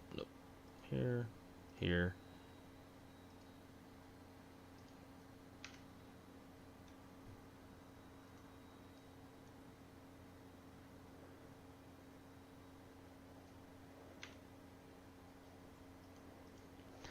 All right, so let's debrief super quick, and then I'm gonna get everything reconfigured for some Airbus flying.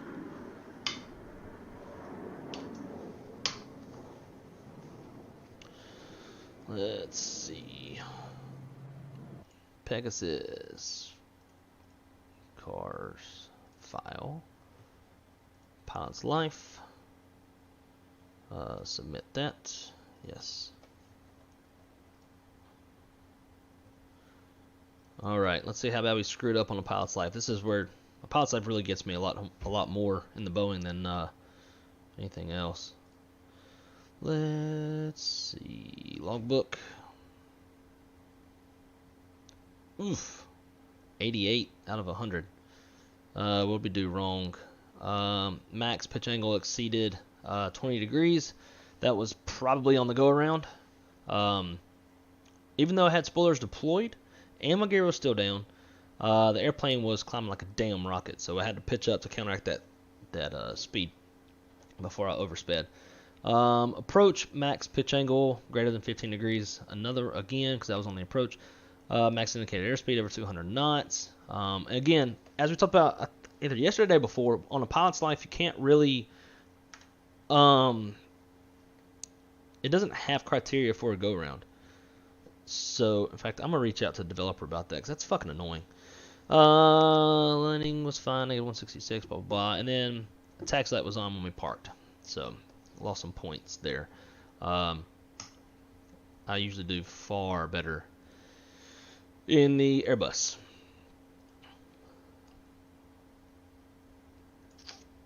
That's that, and then for Virtual American, actually, we're going to brief Virtual American because it doesn't dock points. All right, guys, give me a few. Take this time to go take a piss, take a shit, take a shot, whatever you want to do. It is going to be just a few minutes.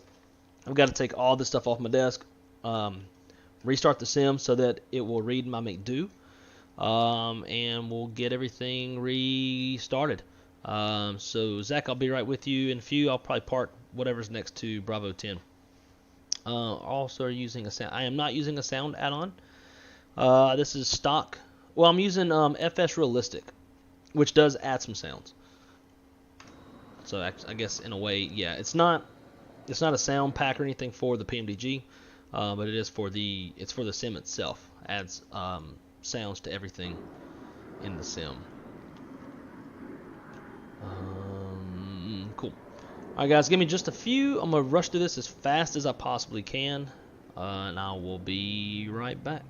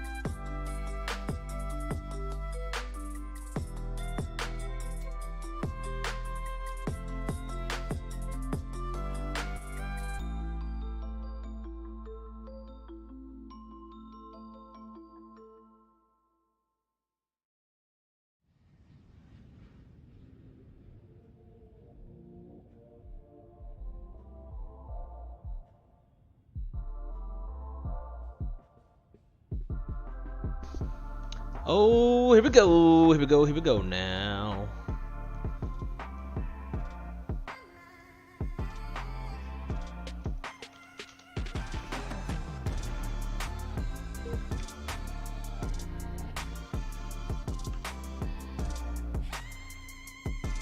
Waiting to see some airplanes pop up there. Who is ready for leg numero dos? We got everything reset and ready here in the fly-by-wire. I don't know if I were parked to the left or the right. Oh, there he is. And again, I don't know why it's not showing freaking why it's not showing liveries. Let's get this airplane, get that boarding starting. 7 minutes, we're gonna roll it fast.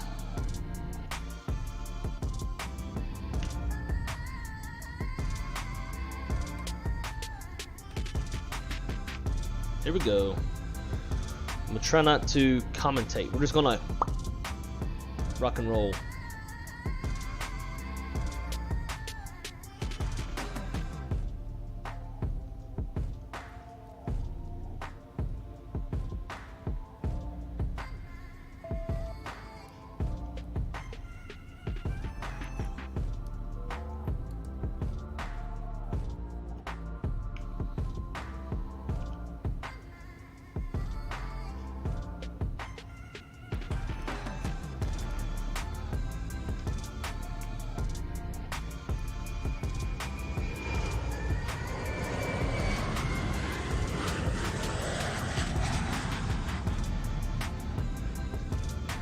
Fire test. Still booting up. I moved too fast for the airplane.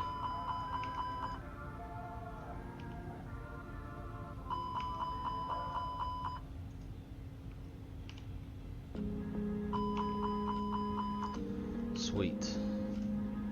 Shit, I forgot to bring this over.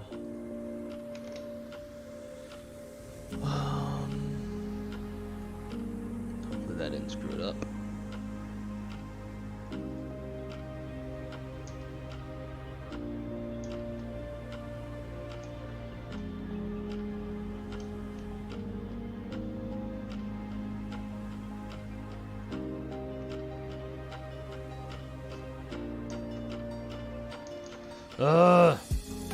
I forgot to connect the MCDU. Really shows it's on. Yeah, I'm using FSLTL. Might be another rule in there that's kind of screwing shit up. Oh my god, man. Fucking hate this thing. It's so fucking intermittent. What to do? Screw it, we're just gonna go. AOC menu, flight inits.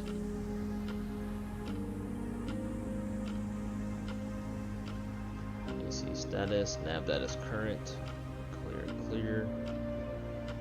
Initialize, AOC there.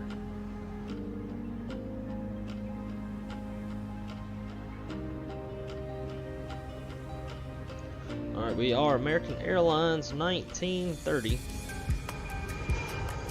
Flying a cost index of 27. Cruising altitude 360. Temperature is -55. Triple pause 448. Winds request.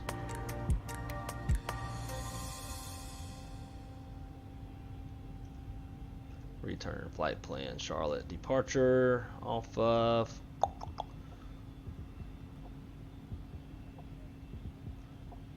we're going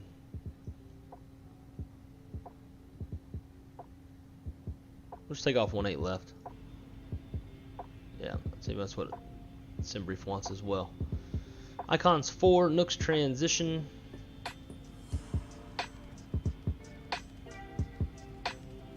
Insert that. Fort Myers arrival.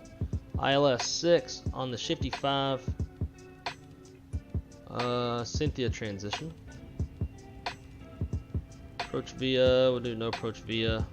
Insert. Secondary. Copy the active. Icons. Hold. Compute.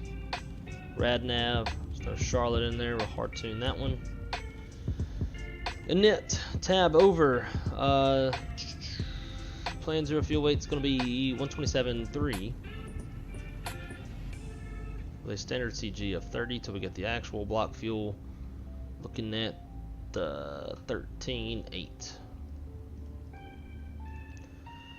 500 on the taxi. 0 out the route reserve. We have no alternate reserve fuel. Is going to be 3.0. That is done. Got our fuel. Seatbelt sign, come on. Get those fuel pumps on as well. And we'll go ahead and start the APU.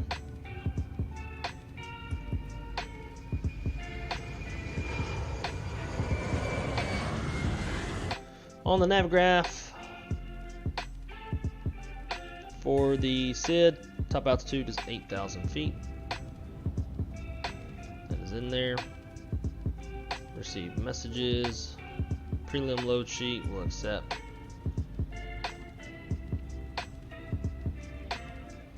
I'm guessing it's gonna do its stupid shit like it always does and add like another 3,000 to 4,000 pounds on the zero fuel weight. So I'd expect the zero fuel weight to be like I don't know, like 130.5, something like that, up to like 130.9, maybe 131.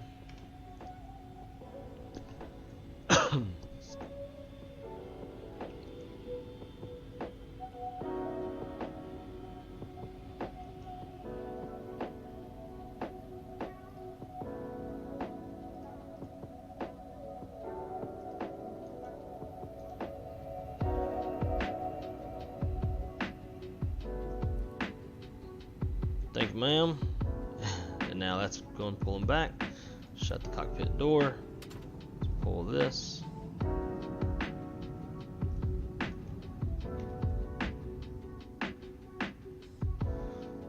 Captain Z. Hiya, it's me, American 1629 from the other night. Oh, awesome. The parallel to Charlotte. What is going on, my friend? How are you? We're actually getting ready to leave Charlotte now. Myself and Zach, who's also in the chat, we're about to head down to Fort Myers.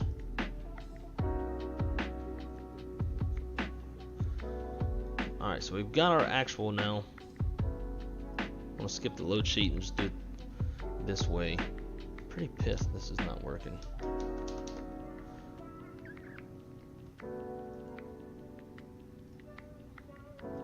It's like it's reading the buttons, but it's not sending it to the sim.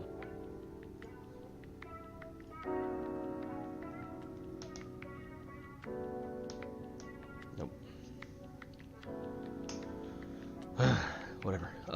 Cool. So our zero fuel weight is 130.6. Just like I said, just going to add it up. 130.6 with zero fuel weight CG of 30.7. Let's get our takeoff numbers.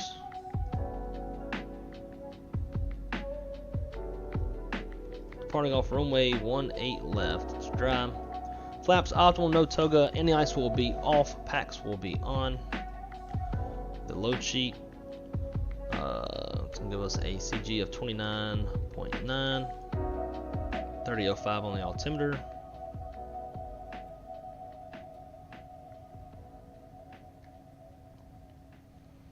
Alright, it's gonna give us flaps 1 down 0.3.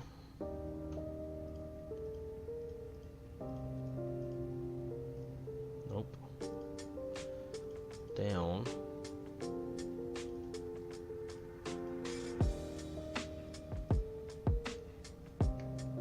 Flex in 61. Engine out, acceleration altitude 1750 along with thrust reduction and acceleration and climb altitude.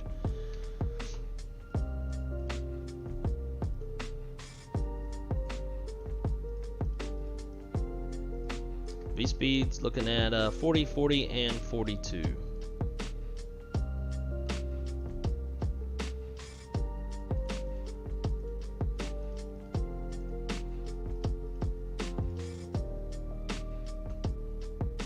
Cool. Now we're going to get that other message. I'm going to leave that pulled up. There's our 3-minute EPU warm-up. So we can reset that. We are now pretty much ready to go.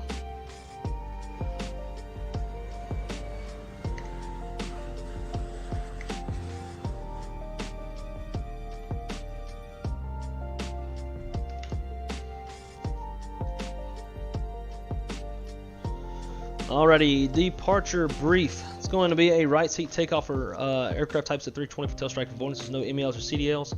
We will taxi out on a single engine taxi. And then we'll start up to,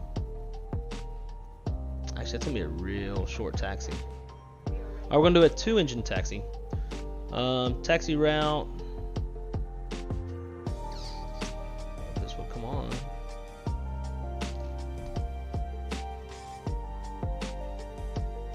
It's like the FSU IPC is not talking to everything. Taxi route's gonna be, can't even read these. There's so many spots.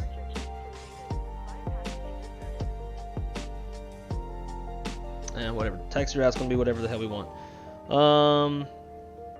Takeoff runway's gonna be runway 18 left. There's no terrain, no weather. No hot spots, no runways to cross. Actually, we do have a hot spot at Charlie 10 and Charlie. If we have any issues before V1, it would be my decision to reject the takeoff. Come on, please stop, set the parking brake, call flight center station, analyze situation, call for any ECOM actions, emergency brake evacuation checklist as required. I'm trying to go fast. After B1, we're going to go flying. Our engine out is to go hold at icons. We'll speed up, clean up. Engine out is 1750 off the ground. We are over max landing weight. If we need to come back, we'll come back runway 18 left. All goes as planned. We're going to fly the icons for departure. Top altitude's 8,000 feet. 8,000 is blue, and we're squawking 2,000. Before start, checklist. Maintenance log and tails on board and check. Cockpit preps complete. Gear pins covers are removed. Signs on auto. ADIRs are in nav. Fuel min is 13.3, and we've got 13.7 on board. A little tight there. Altimeter is 30.05 is set. EFB's checked. Windows door slides closed and armed. Beacon is on. Thrust levers are in idle. Parking brakes on. Transponder is in auto. Before start, checklist is complete. Last but not least, I need to change the push to talk.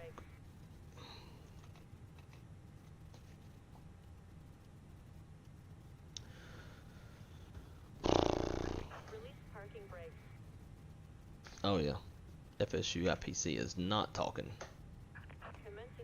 There it goes. Okay, we're good. Charlotte traffic, American 1930s pushing back from Bravo 12, and we're going to be taxiing over runway 18 left once we get everything fired up. Charlotte.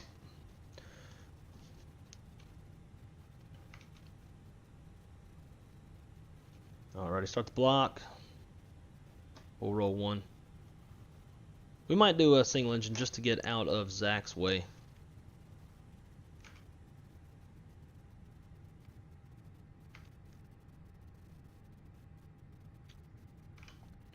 There's that other load sheet. 058 130.6, what we were expecting. 30.7 on the 058 CG 29.9.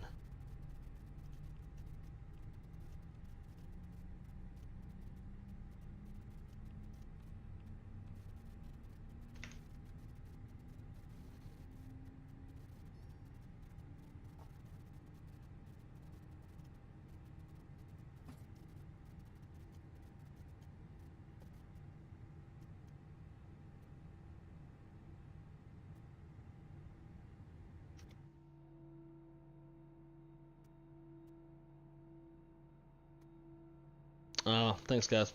Yep. So what happens when I get to moving too fast.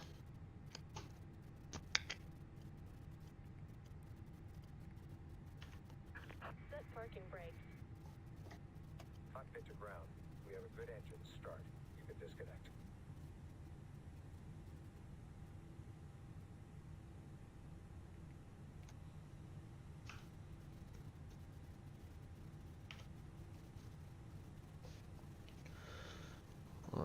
brakes are set.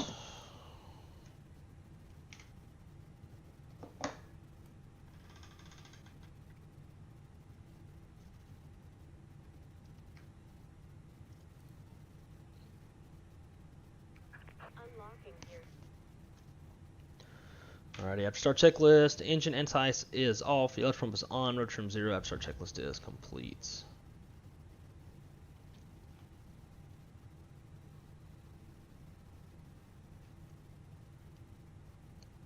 Tow truck disconnected. Bypass pin removed. Left is clear. Right is clear. Alrighty.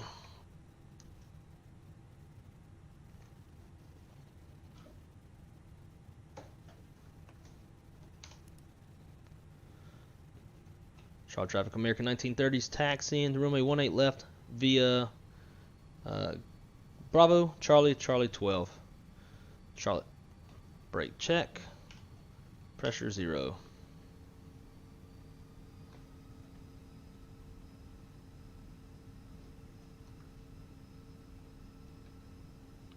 Bye, lady.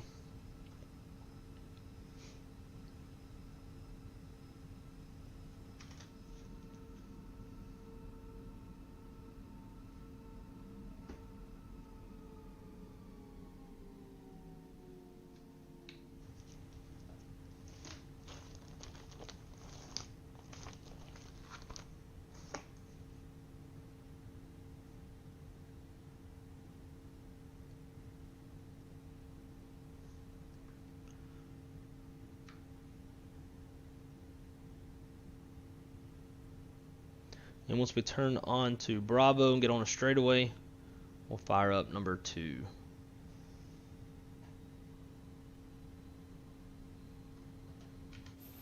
So I'll tell you what, we might actually... Yeah, he's just starting his pushback, so we'll sit right here. Start up number 2 while he pushes back.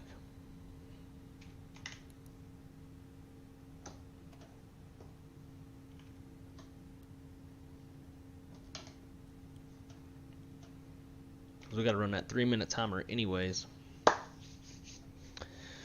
Oh, let's see. I left yesterday, went to Bermuda. Nice. That's did you fly out of Charlotte to Bermuda? So I'm a dispatch manager at my company, and we fly waters routes, which is like a mini version of ETOPS. We send a lot of stuff from like Boston down to San Juan, and we very often use Bermuda as one of our intermediate airports. I'm headed to Miami from there to set up a South American. Nice. That'd be a lot of fun.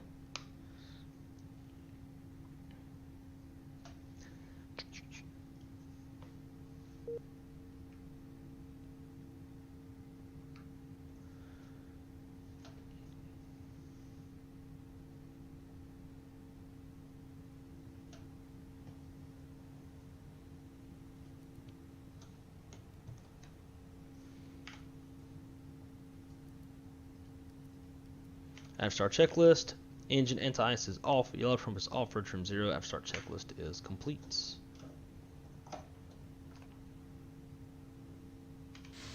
See how he's doing back here. We'll get rolling. We'll need a little spacing anyways.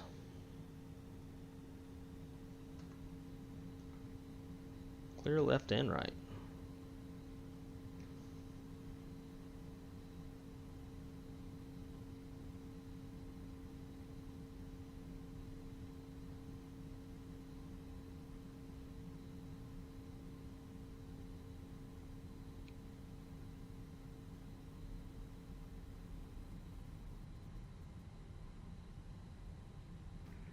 Charlotte traffic, American, path 65, taxiing runway 18 left via Mike, Charlie, Charlie 12, Charlotte.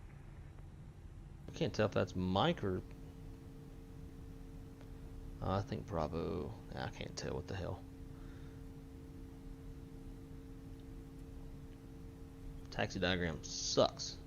All these spots, like 23 north, 23 south, they congest the whole diagram. Alrighty, let's go mini brief. We are departing off runway 18 left. Gross weight is 144.2.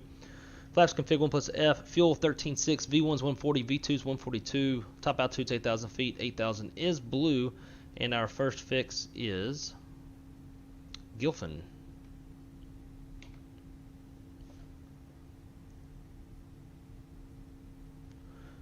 Mini brief is complete. Flight controls check. Full up. Full down. Neutral. Full left. Full right. Neutral.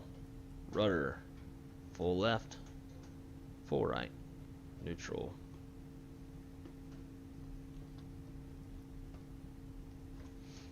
Not really sure why the airplane kicked over like that.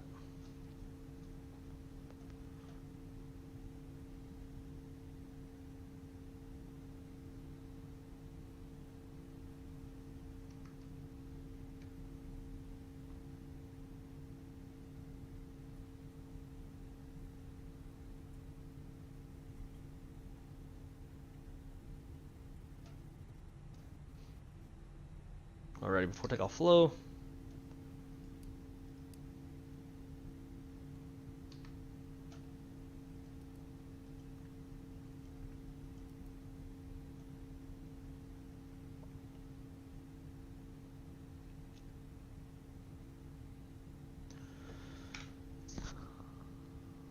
Flight attendants be seated for departure.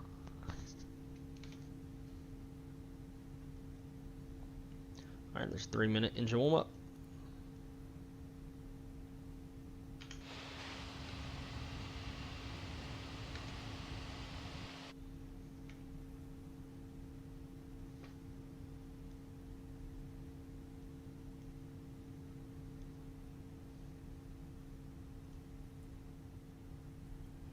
How many likes do we got? Is it time for another shot? Ooh, we got 21 likes. It's time for another shot. As soon as we get above 10, we get out of sterile, we will take another shotty.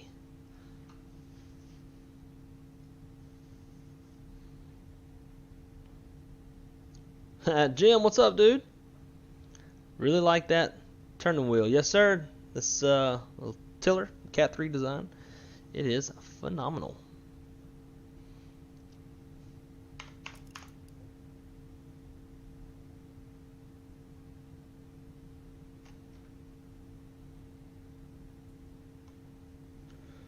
Charlotte traffic, American 1930s lining up. Runway 18 left. Going to be departing the airspace to the south. Charlotte.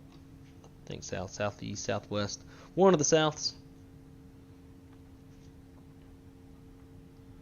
Clear on the approach. Clear down the runway. And I forgot.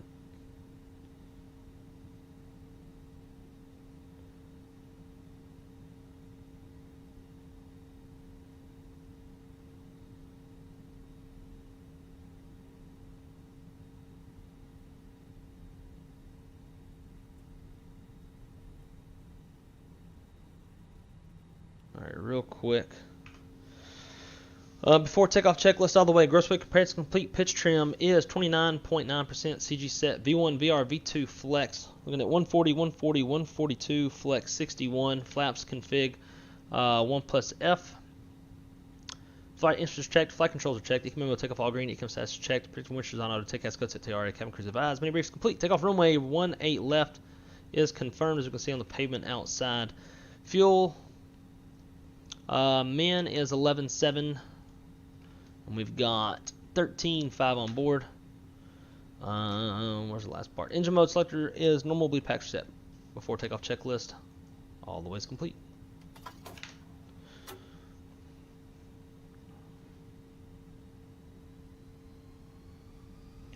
Charlotte traffic, American 1930s taking off runway 18 left, and be exiting airspace to the south. Charlotte. Man, flex, SRS, runway, auto thrust blue. Runway 03 and continue to left downwind for runway 21.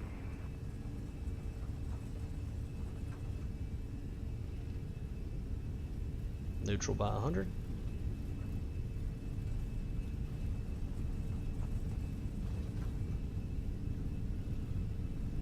There's B1. 1 and rotate.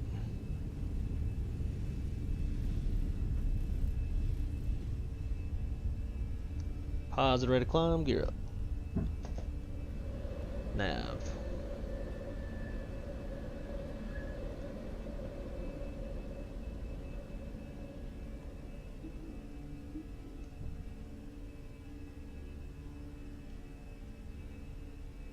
Hitting those winds we encountered on our way in. 565 is lining up runway 18 left. Acceleration. We will be holding to give the departing company aircraft space.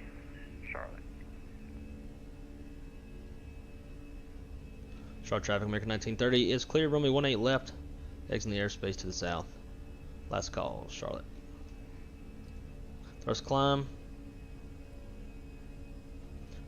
Ugh, see, I can't even. Yeah, I need this damn thing to work. Gill fin insert, and we turn in.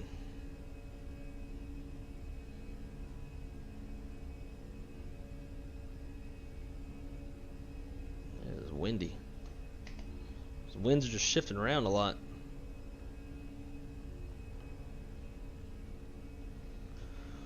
Flap 0, speed checks, flaps 0. After takeoff checklist, landing gears up, flaps retracted, bleed packs are set, and APUs off. After takeoff checklist is complete.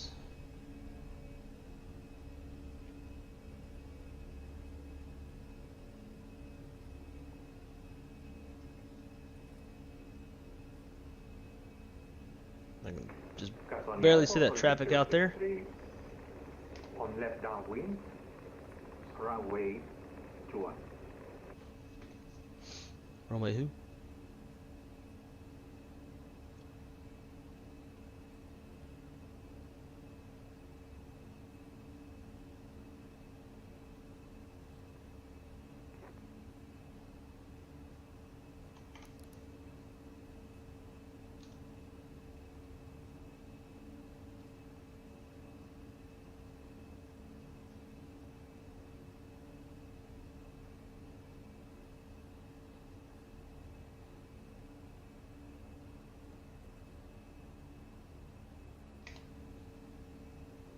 Alright, here comes 8,000. So we just got cleared up to flight level 260. 26 blue. Traffic, American 565 is taking 26 off runway blue. 18 left. We will be departing airspace to the south. Charlotte.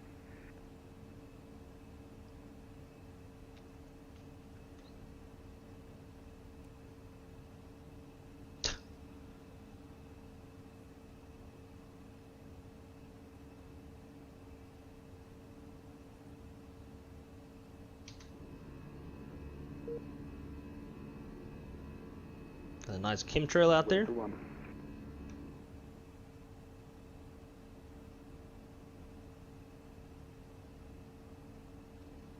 Just passing one. I didn't originally see them. There's like popped up. Oh, there's 9,000. Turn off those landing lights. And again, I turn them off at 9,000 when flying on a pilot's life because of how it reads altitude. If I wait until 10,000, it will probably read me above 10,000 and dock me points. 10,000 feet. I'm going to nose her down and accelerate, and we'll hand her over to autopilot number 2. And you know what that means? It's time for another shot. Last I looked, I think we had 21 likes, so for every 5 likes, take a shot of this coffee liquor.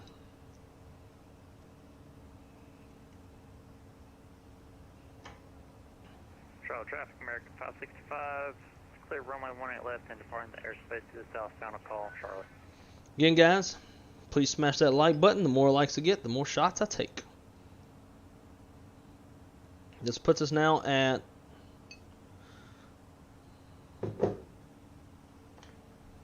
2. I took 2. Yeah, this is number 4. Yesterday we hit 4. Took 4 shots. I didn't feel shit. This is only 40 proof, so it's not big. Like, it's not like shooting Patron or anything. But again, here is to y'all. Thank y'all so much for coming to hang out with me today. I appreciate y'all ever so much. And here is to more likes and more fun here on the Wrong Side channel.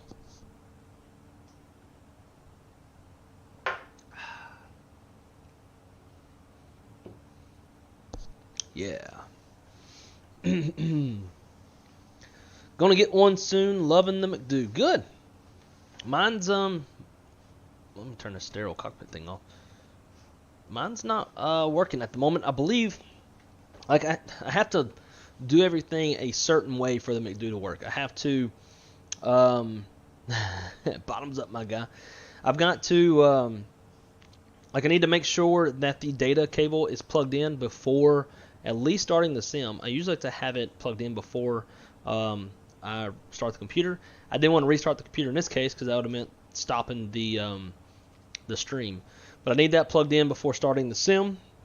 I need to move the screen over and connect the McDo to the sim before powering up the airplane. And I think that's also where I messed up. I had the airplane powered up and all before trying to connect it. So yeah, I don't really know what is going on with that, but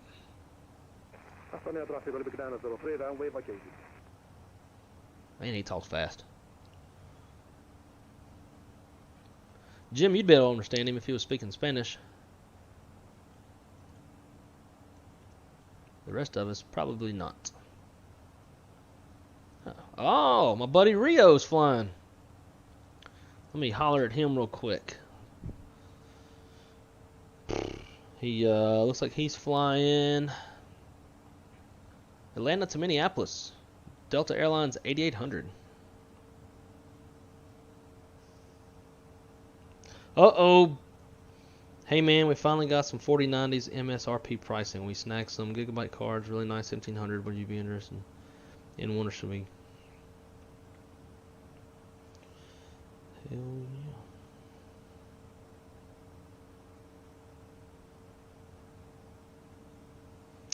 Looks like we're about to have a 4090 coming, boys. Ooh, son. That is exciting. Need to get us some better frame rates. That is for sure. But now, after seeing what Captain Canada was doing, running his dual setup, makes me wonder if I should just keep what I got, build a whole new rig, and do a dual setup. Although I don't think you really need a 3080 for that. I don't know. I'm gonna talk to Tony, see what we might be able to work out. I really want to like provide high quality content, which means I want all of the frames.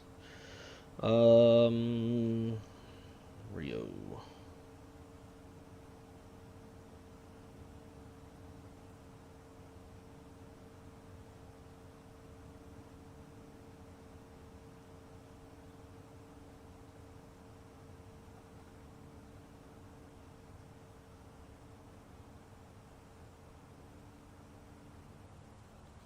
Bam. Alrighty. It's been fairly smooth thus far. We'll get a little bit higher. I'm going to go up to 36, possibly climb up to 38. Man, I keep wanting to hit the buttons on my...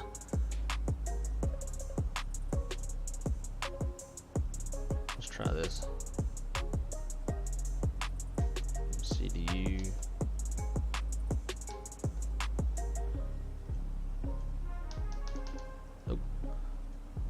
Let's try running it in administrator.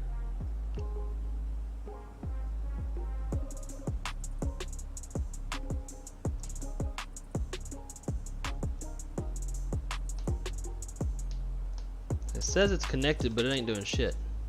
It says set EFIS 2992.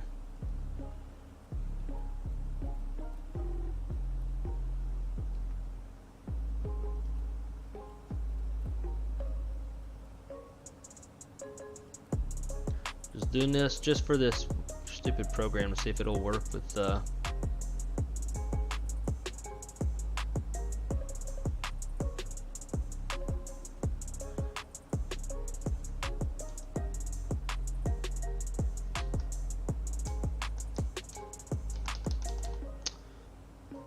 Man, that's frustrating.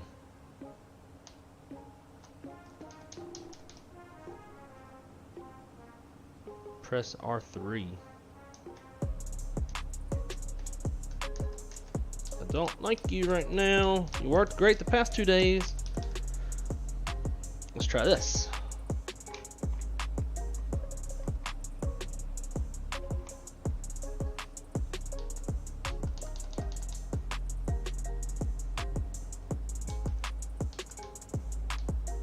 Nope.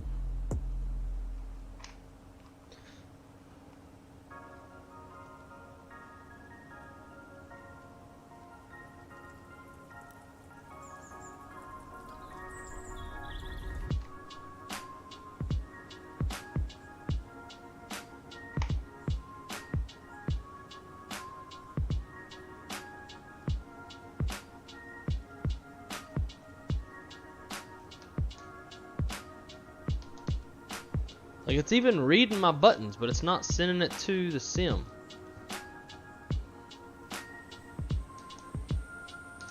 I don't know. Alright, there's 25 for 26. Take her up to 36 as our final cruising altitude. 36 blue, 36 blue. It's been smooth so far, so we'll kill that seatbelt sign. Bam, now we can sit back and relax.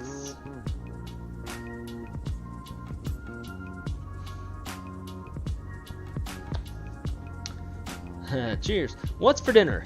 I don't know. Last night it was ramen noodles and shrimp. Who knows what the world will bring tonight? You know, if I keep getting likes, I'm gonna keep taking shots, and then I won't be able to drive to go get any fast food or anything. So, who knows? Who knows what we're gonna have? Quite a few friends flying today on Valenta. 1, 2, 3, 4, 5, 6, 7.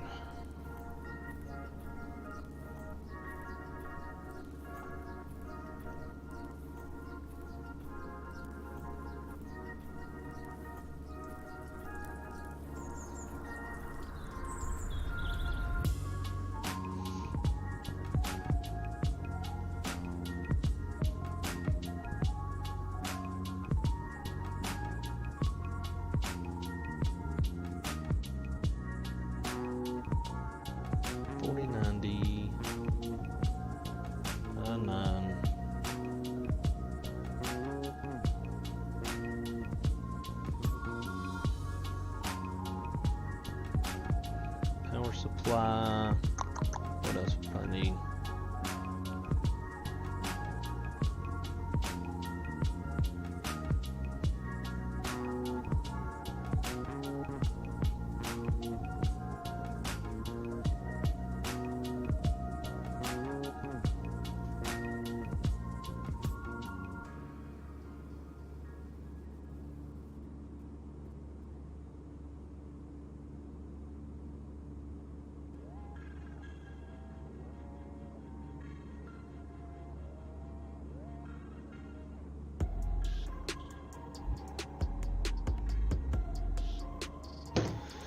Oh, looks like we're gonna be getting the rig upgraded.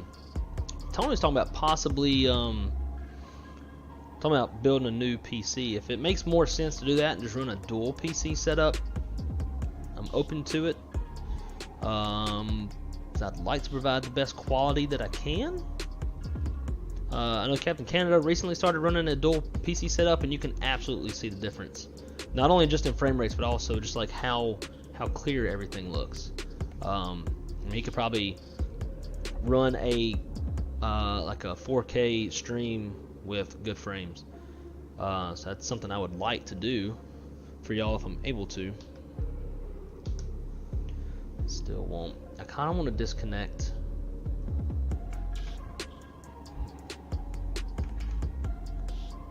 This is going to kill the overlay, but we'll reset it.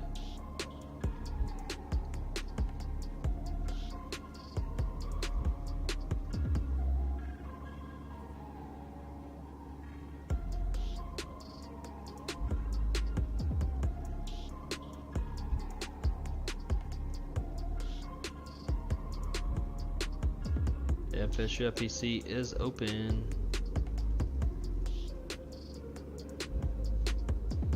What's this air? Oh, is this coming from? Yeah, whatever.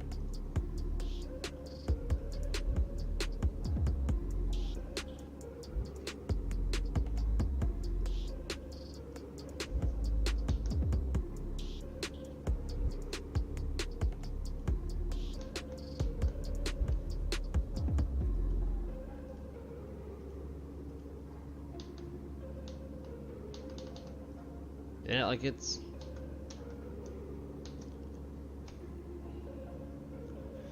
reading the inputs, it's just not sending it to the sim. Freaking frustrating.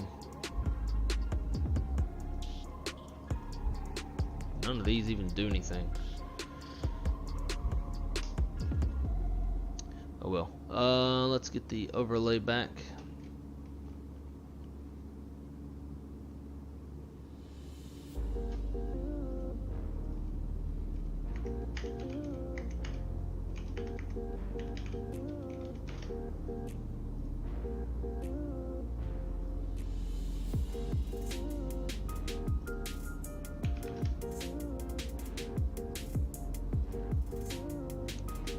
Okie dokie.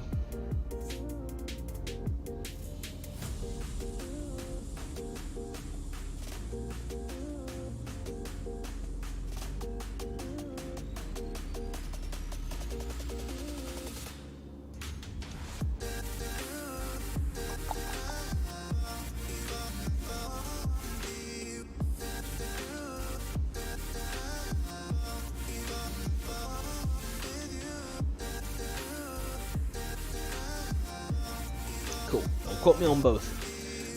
Yeah, Zach, I'll let you know. A lot of it's going to come down to what I do with this current rig. Yeah, I'll let you know. If memory serves correctly, I believe I have another 1 or 2 people in front of you who have reached out to me before when I've mentioned getting a 4090. But if none of that pans out, I will absolutely let you know. Faux shizzle. That's exciting. I just spent like $6 grand on all this furniture and stuff, and I was like, all right, gonna save. Not anymore. Kind of have to jump on this opportunity of getting a 4090. I've been in the talks with Tony for a while about it now, and it's taken this long to be able to finally get a 4090 at MSRP. I'm gonna jump on it while I can. Just don't tell my girlfriend how much it costs. Yeah, man, absolutely. If you get a 4090, I don't think you'll need 2 PCs. That 4090 should eat anything in its path. You'd think, but I mean, if I already have a 3080, or even if it was just like, if I don't need a 3080 for the streaming PC, could take the 3080 out, sell it, and then buy like a 20 something, throw in there just for the streaming PC, and then the 4090 will take on the bulk of the sim workload. But yeah, I don't know. I was very impressed with the improvement that Dual PC did for Captain Canada's quality. I mean, it was very, very noticeable, in my opinion.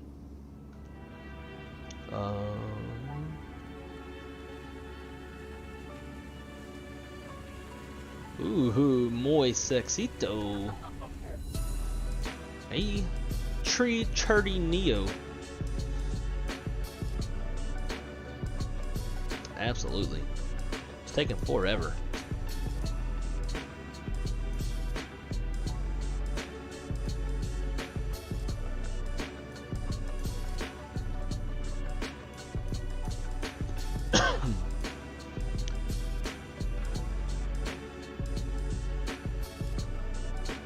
I don't know.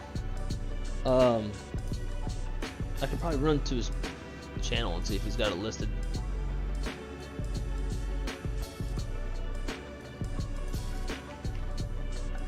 I think he was streaming today too. I don't usually watch a lot of his stuff, but he did do a test run, and so I decided to watch because of the test run. And I was like, damn, it's actually Nice.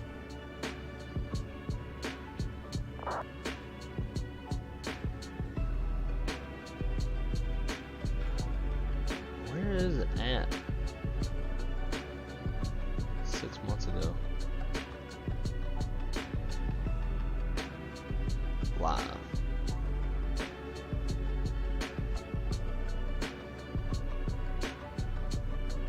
Yeah, this was it. Let's see.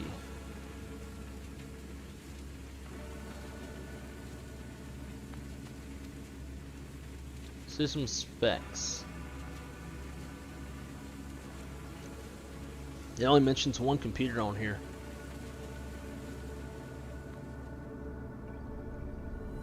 i9 10900K, EVGA 3080, 32 gigs. Dang, I got 32 gigs of VRAM.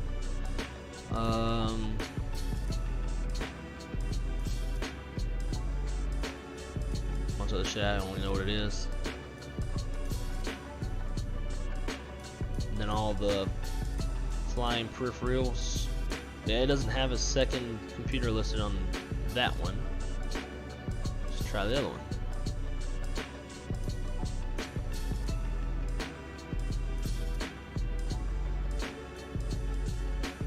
No, just one PC.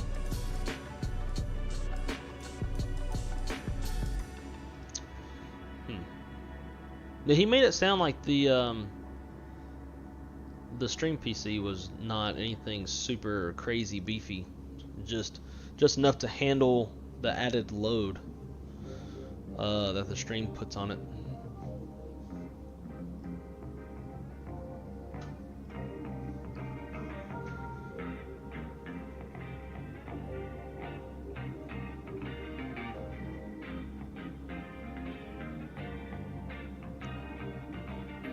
Oh, is it?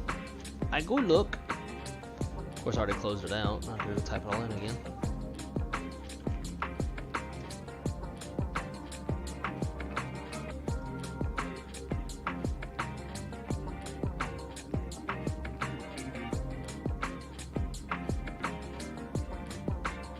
Damn, streamed 1 hour ago.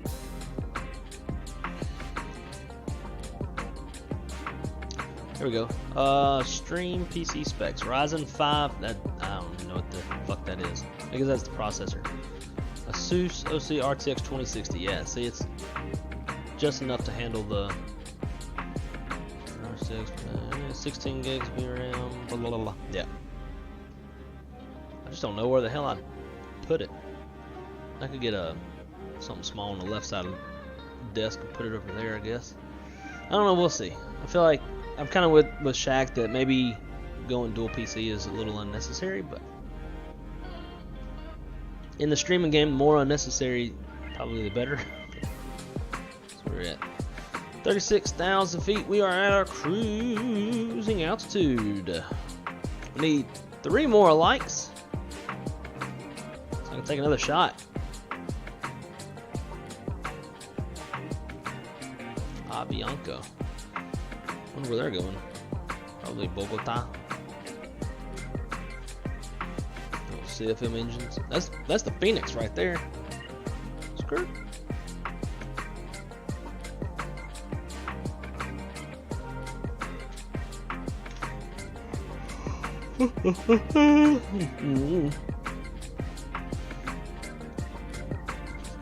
Jack Center is on. I don't see him. I see Jack's North Approach. I don't know who is ZMO. Is that that's like Bahamas. Bahamas and Turks and Caicos area.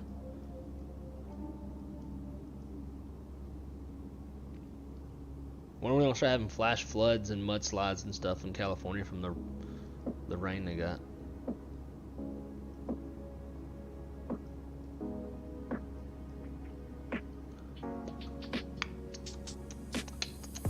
Bum, bum, bum, bum, bum, bum, bum. This McDo's pissing me off. I want to work.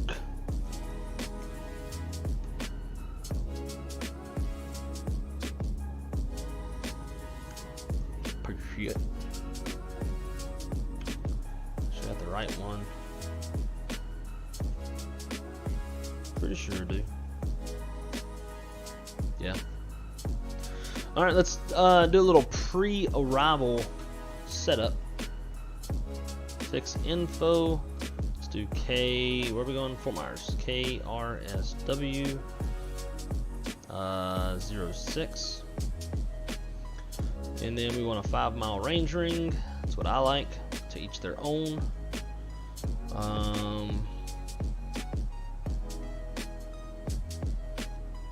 Navigraph. ILS. Dolphin will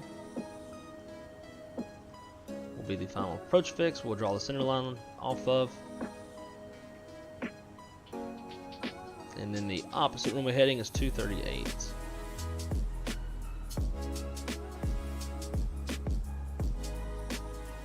Cool. So that is set. RadNav. Take Charlotte out. Hard tune up for Fort Myers. Prog page. Nice. We are at optimal 360. We'll drop in Fort Myers here as well.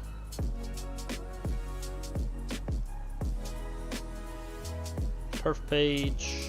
Next and next. Let's get the current METAR. Winds are 030 at 05. 25, 30, 11.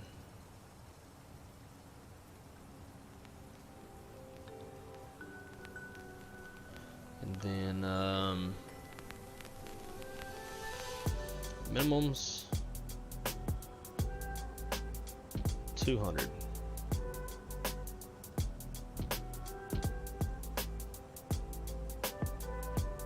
Fuel prediction, landing with 5.5. That's perfect. That's the minimum you want to plan to land with in a 320 Classic per my company's op specs or operations, whatever. Yeah, I guess it's op specs or our company fuel policy, whatever. I did add a lot of extra gas, anticipating that 3,000 to 4,000 pound increase that Phoenix is constantly putting in now. Secondary flight plan, we'll delete the secondary. We have no alternate, so we'll just leave that as is.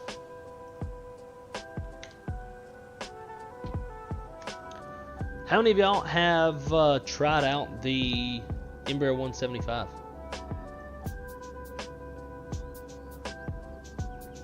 I tried it for the first time earlier today before the stream. I was actually going to stream it, but it was so shitty that I was like, nah. It ain't ready yet. Oh, dude, son of a bitch. Zach, I just pulled a U, man. I forgot to start my Pegasus. Yeah.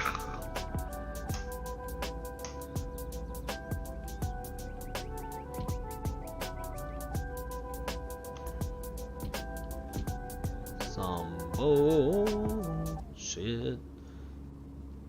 Flight's hour 27.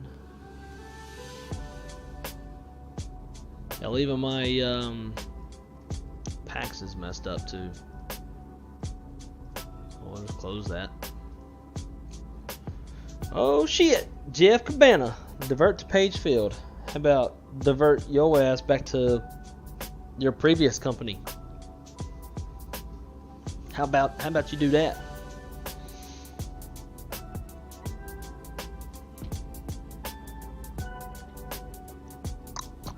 Let's see.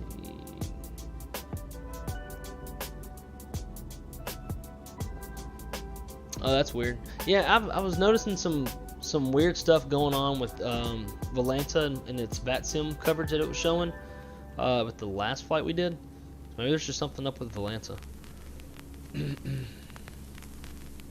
If you check out Q8's stream, he's 4090 on one PC. He's super nice guy. You can message him and ask him some stuff to do, and knowledgeable, very, very knowledgeable. Cool.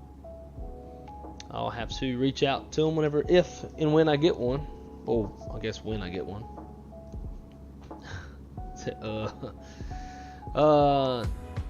So Jeff, think so. We had our little dispatch manager meeting, and we are aware of like 4 more people who are headed to Delta. I know Tamara's one of them. And then there's also like possibly another 3. Do you know of anybody else going to Delta? Now, like, I'm not gonna go like telling anybody higher up than me or whatever. I'm curious for my own knowledge. It's been very interesting seeing everybody go to Delta, and in some ways I'm a little jealous, a little bit.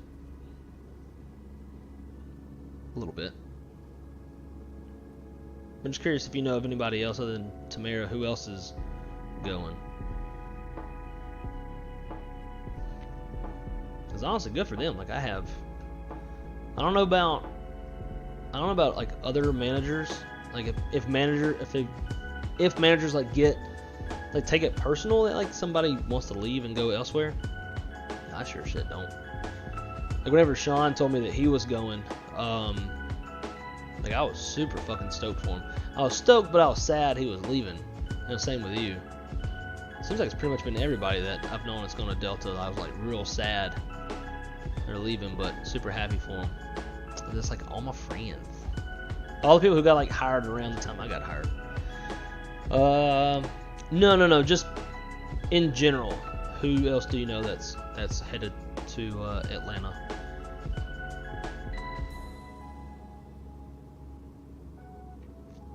Damn, you're already on desk training? How long was your ground school? It didn't seem long at all. And how hard is the training? That's one reason why I've always kind of been, I haven't left, because it's like, I'm settled in, I know how things go and how things work. So like, leaving and going elsewhere to a place like Delta is a little, not even intimidating, it's just like that, well, what if I can't cut the mustard, then I left a good job that I was comfortable and shit for no reason, or just to get fired and screw up. Okay, 3, possibly 4. Gotcha. That's what we're hearing. If I remember correct, I might even be misspeaking, but yesterday in our meeting, we knew for sure 4 were going, possibly 3 more on top of those 4. But that could just be getting misconstrued with like 3 or 4 to 4 plus 3. How can someone get mad? It's like normal, you're leaving for quality of life, better pay. How can someone be mad for trying to, just because it can, from a manager standpoint, as well as I guess technically everybody else on the floor, it puts a strain on them, just because now with lower staffing, it's harder to get shifts filled. Like we would prefer to have like reserve lines and relief lines. That way more people can go on vacation and do stuff like that. But when we're tight on staffing, it's hard. The first thing that goes is going to be the relief lines and the reserve lines, and that enables more people to be able to go on vacation at once. Usually that's not an issue until the holidays roll around.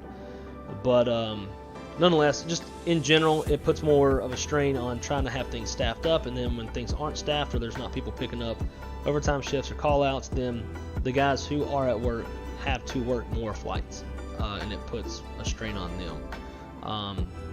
So there's that aspect of it.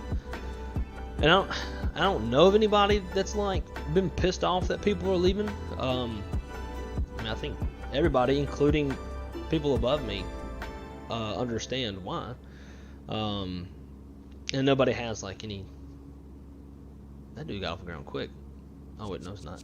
Thought that front wheel was coming off the ground already. But yeah, I don't think anybody takes it bad. Liam, so we're just chatting about so Jeff Cabana in the chat. He's one of my former coworkers.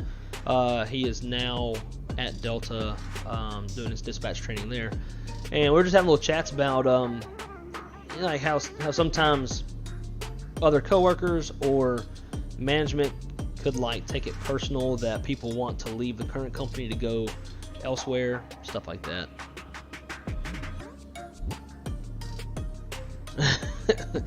Well, Zach, if you're pretty much saying my company without saying it. Not, you know, I don't really give a shit. But yeah, nobody knows. It's still like physically years, probably like 3 years. The merger on paper, so like when it passes like the DOJ and all that kind of stuff, we're looking at least like a 1.5 to 2 years from now. And that part definitely plays a factor in people leaving.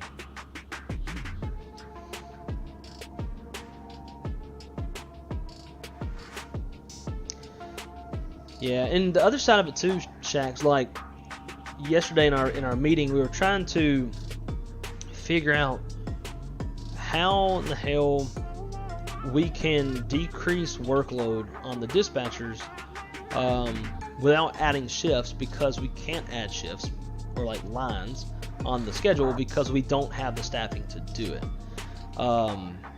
So it turns into a real big puzzle of like trying to coordinate the shifts and make the shifts start and end times to where like turning over flights isn't a pain in the ass.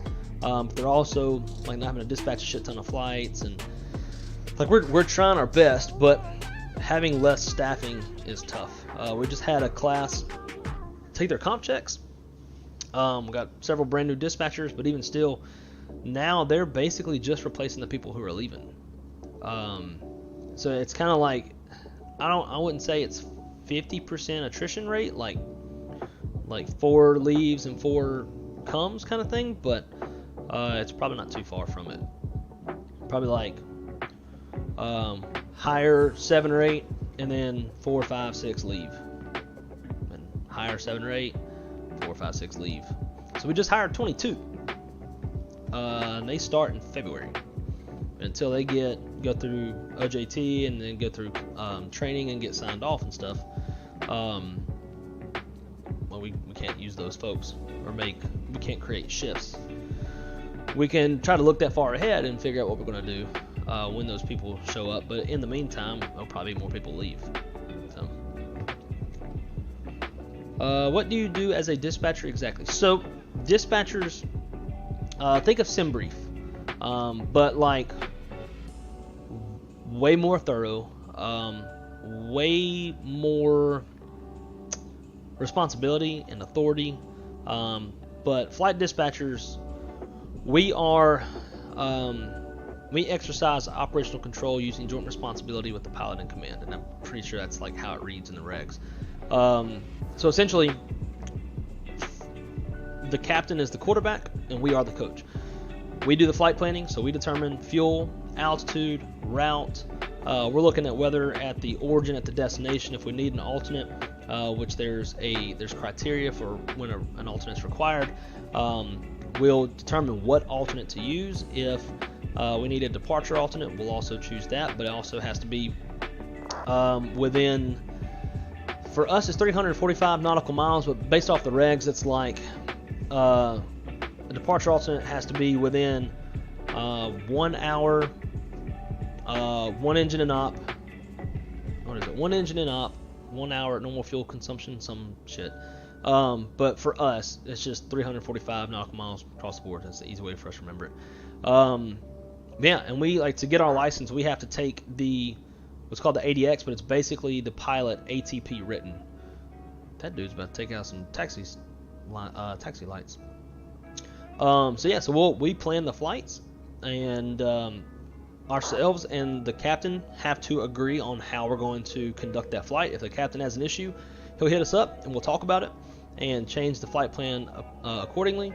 If we have an issue, then we'll do the same. Ultimately, when it comes down to it, the captain has the final authority, basically like in like emergency situations, safety situations, stuff like that. But we are just as much responsible for the safety and legality of each flight as the captain. So they have 50% responsibility, we've got 50% responsibility. And so then once they're airborne, then we are doing what's called flight following. So we're watching them, advising them of anything on a route that could affect the safety of flight, whether it's like moderate severe turbulence, moderate severe icing, thunderstorms on the route, stuff like that. If there's any traffic delays coming into wherever, anything they really need to know about, we'll let them know. If there's like a negative trend in the weather at their destination, or if like their alternate went illegal, it's below alternate landing minimums, we let them know that. We change the alternate. We're basically the eye in the sky.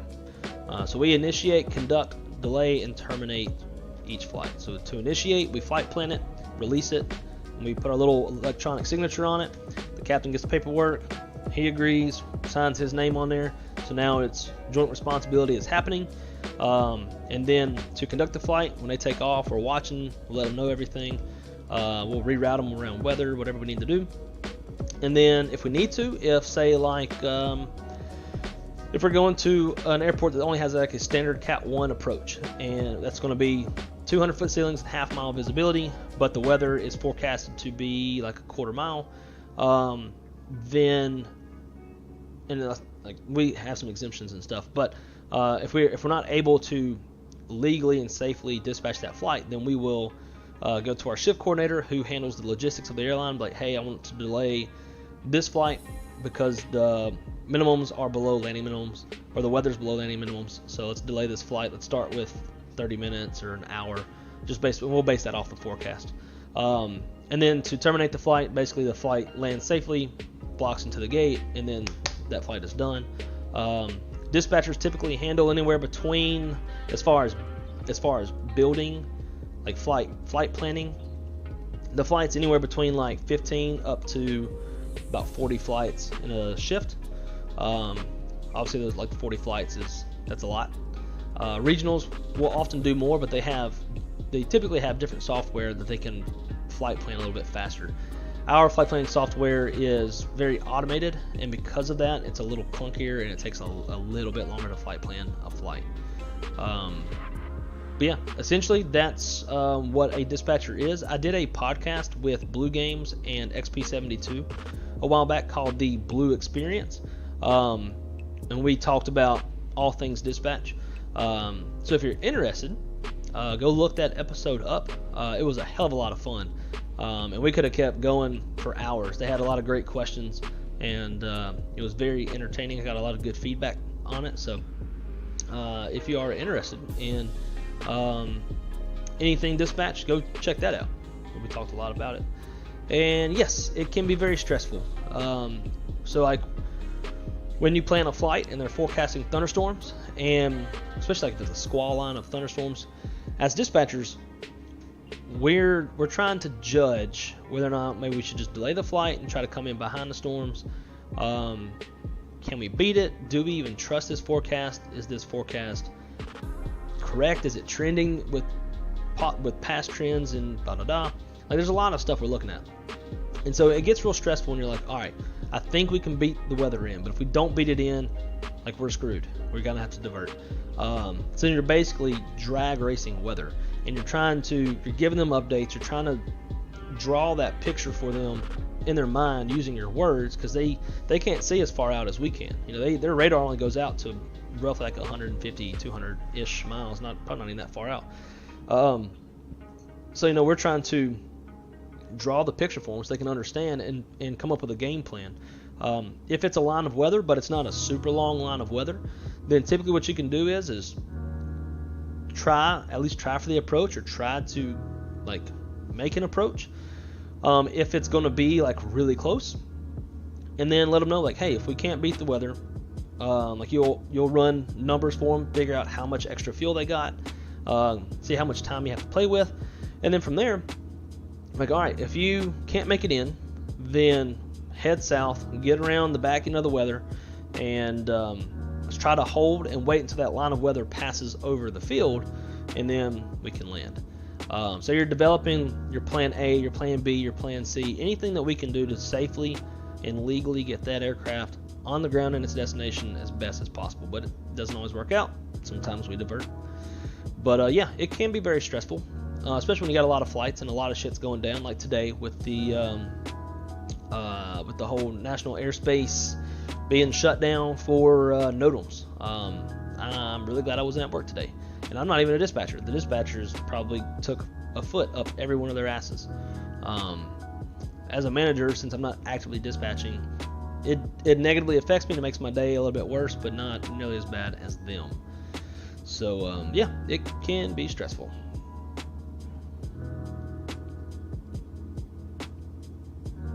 Average flights shift now. So yeah, again, anywhere between like 15 and 40 flights to build, depending on the shift. Morning shifts are heavier because that's where like you got the launch bank. All those depart around like 5:36 a.m. So you got a lot of flights there. And as the day goes on, it tapers off as aircraft finish their line of flying for the day.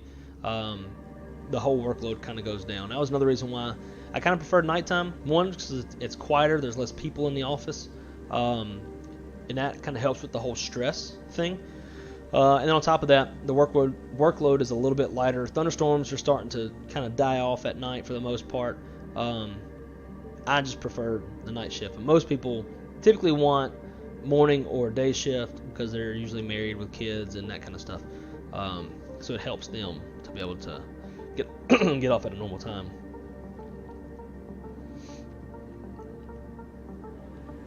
I trust every forecast. Said no dispatcher ever. And I wish Dustin was still on here. Jeff, a little while ago, Dustin, the WSI forecaster, or meteorologist rather, he was on earlier, so I'm sure he would love to hear you say that. I've told him myself, like, we don't trust like at least half of the forecasts that we read, and a lot of times when we don't trust it, it's like blatantly obvious that this forecast is horseshit. But we all look at things differently.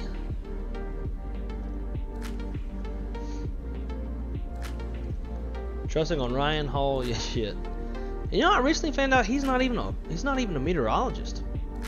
He's like a meteorologist simmer like we are with Flightsimpm. Like, we ain't all pilots, but we know how the Airbus works. It's kind of the same thing with meteorology. So when I found that out, I was like, oh, well, it kind of kills it a little bit.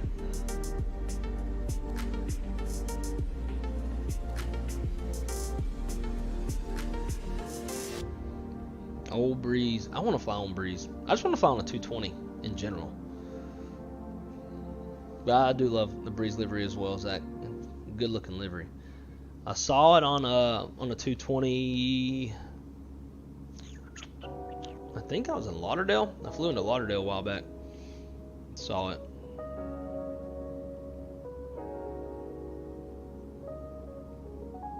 So what makes a meteorologist though? That's probably a good question. Like, do you have to have a degree to be a meteorologist? Because you sure shit don't have to have a degree to be a pilot, but obviously you get a pilot's license. So, like, is having a meteorology degree the only way to become a meteorologist, or can you go get a meteorology license? Maybe, like a dispatch license? Probably not. It's definitely interesting having company meteorology. Oh wow, yeah, I forgot about that.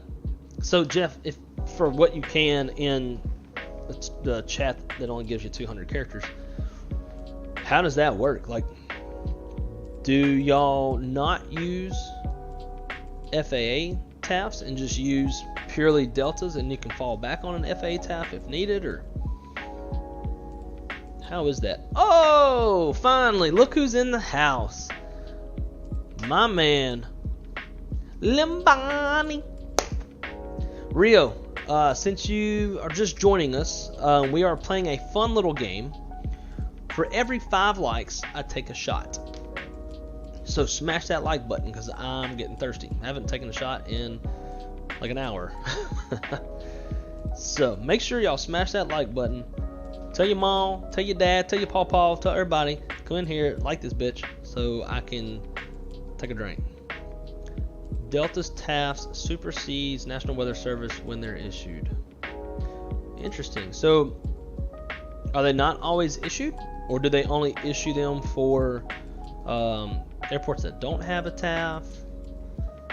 And also, I guess too, like if you need some more advice, or like you want another opinion on a TAF, can you just like go holler at a meteorologist and they look at you like, why the fuck you talking to me?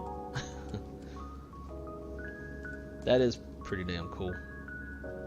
Have your own in-house meteorology. They're only forecasting for the big stations, but can do any station at the request of a dispatcher. Well, if there's a meteorologist that you hate, I guess that's how you can fuck with them.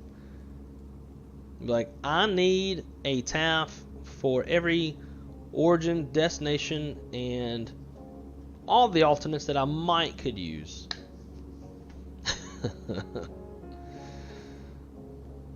Oh, it's the good old, well, I almost said my airline, but it's a good old reunion in the chat right now. So everybody else, so Rio, Jeff, and Jim are all three dispatchers. Rio is now an air traffic control coordinator / aircraft router at my company. Jim's a dispatcher, and Jeff is dispatching at Delta. Liam, did you ever think about being a pilot? I did. In fact, that's how I got into dispatch. I joined the Air Force so that I could, I wanted to enlist so I could get the post 9/11 GI Bill, go to school, get my aviation degree, and then go to officers candidate school, become an officer, and fly in the Air Force so that I wouldn't have to pay for training. That didn't work out. I got med boarded out of the Air Force, and then went to Veteran Affairs. They have a program called the Vocational Rehabilitation Program, where if you have service-connected disabilities, they will actually send you to school for whatever that matches your skills and interests. And they'll pay for every bit of it. So they're going to send me to Louisiana Tech, get my aviation degree, and we're about a week away from pulling the trigger and getting the whole process started. And then that's when the government increased the ATP to 1,500 hours. And since I wasn't going to be graduating college with 1,500 hours, and the fact that they wanted me in the right seat of an airliner right out of college, that wasn't going to happen. So they said, we ain't doing it, homie. So next best thing was dispatch. So they paid for my dispatch license. But Flight Sim kicked off my, oh, I see 25 likes. Time for a shot. Flight Sim kicked off the bulk of my interest in aviation. I always loved watching airplanes growing up, but this really fueled it. I never thought I was smart enough to ever do anything with airplanes. Because there's that whole stigma with pilots of like math and blah blah blah, and I am fucking terrible at math. I'm still counting on my fingers and the dots on the numbers and stuff. So with that, I never really thought I could understand aviation and airplanes. And then when I got the Flight Sim, I started messing around with that out of curiosity. Then I started working as a ramper for Delta in my hometown, and took that opportunity to talk to pilots, ask questions like, how do you tune for an ILS? How do I shoot an ILS? And what is an ILS? And that kind of thing. Because there wasn't really any YouTube streamers back then. So for me, it wasn't even about the money. It was all about asking questions. And so that really, between the sim kind of giving me a way to learn, plus asking questions at work, between those two things, if it wasn't for both of those, I wouldn't be sitting where I am now.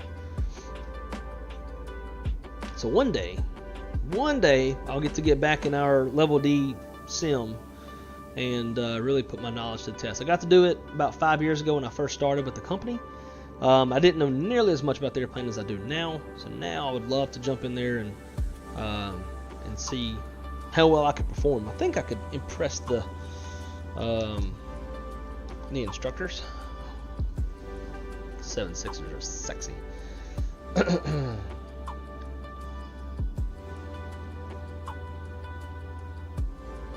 What's going on here? Still loading here. I already did smash that like button. I am down for the shots. Got some good old, oh, look at you, got the Henny. I got this stuff Everybody on the stream's probably getting tired of me saying this now, but it's called Cantera Negra. It is coffee liquor. This shit, man, if you like coffee, this shit is absolutely fucking phenomenal. As soon as I took my first swig of this stuff, I bought 6 bottles. We're giving 4 of them to friends and family as like a late Christmas, but nonetheless, I dropped $300. Man, that makes Rio. That makes me like I'm like you now. I'm spending hundreds of dollars on liquor like you used to do.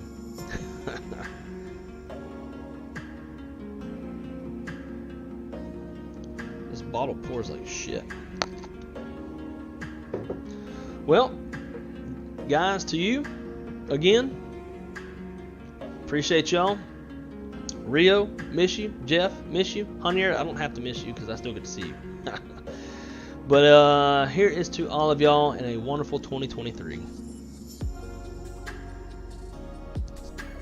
Oh yeah. So good. Very strong coffee flavor in the beginning. And in the very end, it's a nice little bite of tequila.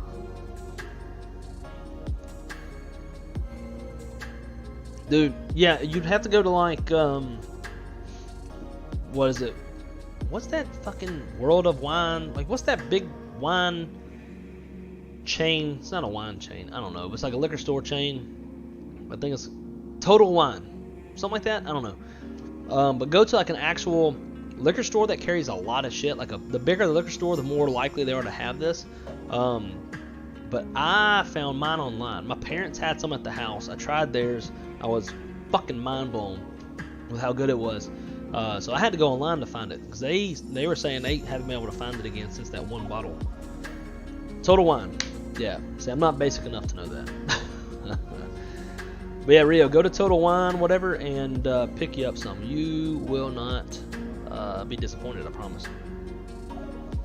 Is it too late for you now to become a pilot? No. In fact, every time I jump seat and I chat with the pilots in the cockpit, they have that same question. I'm like, well, why don't you go pursue it now?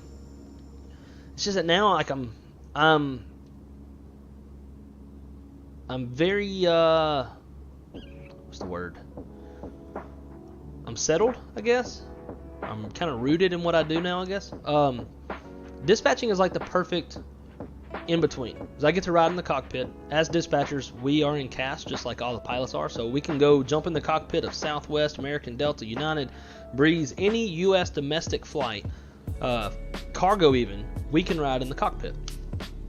But unlike pilots, our head hits the same pillow every night. We still make really good money, and there's typically, depending on where you're at, there's room for upward mobility.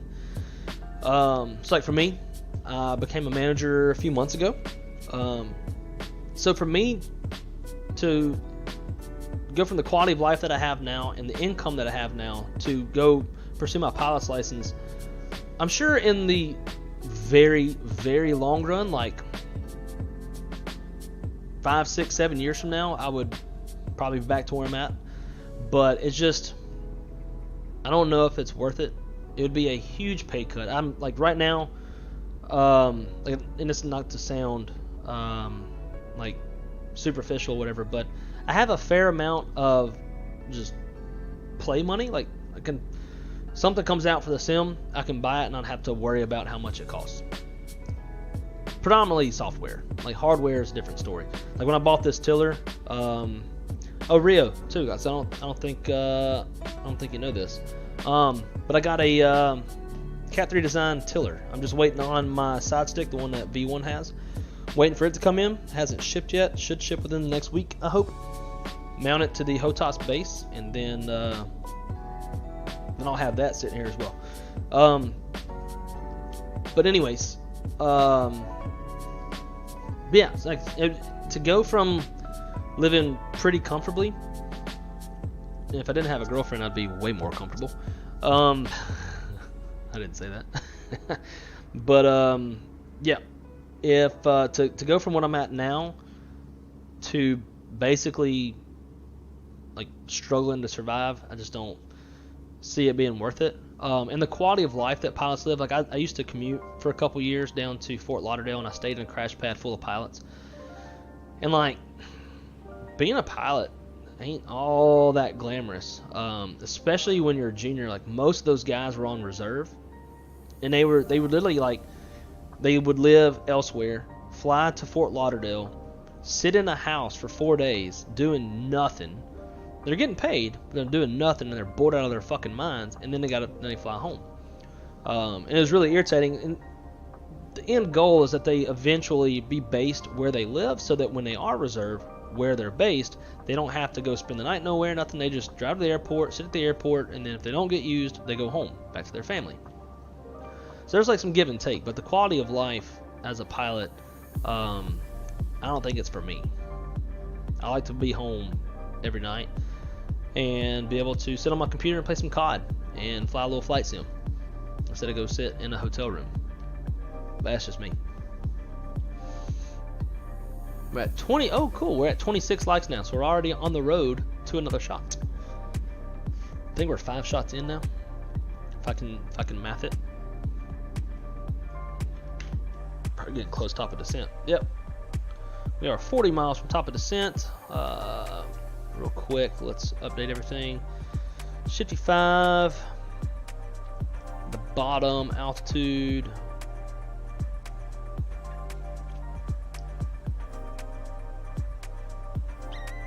What do I want to do?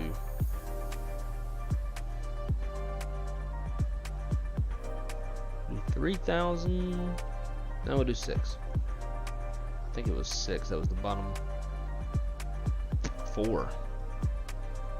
Let's get rid of this.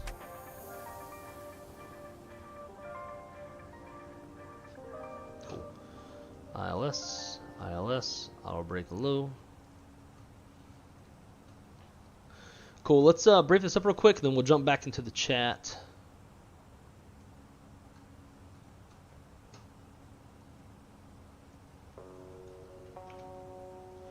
And we'll cross-check everything on this side. Okay.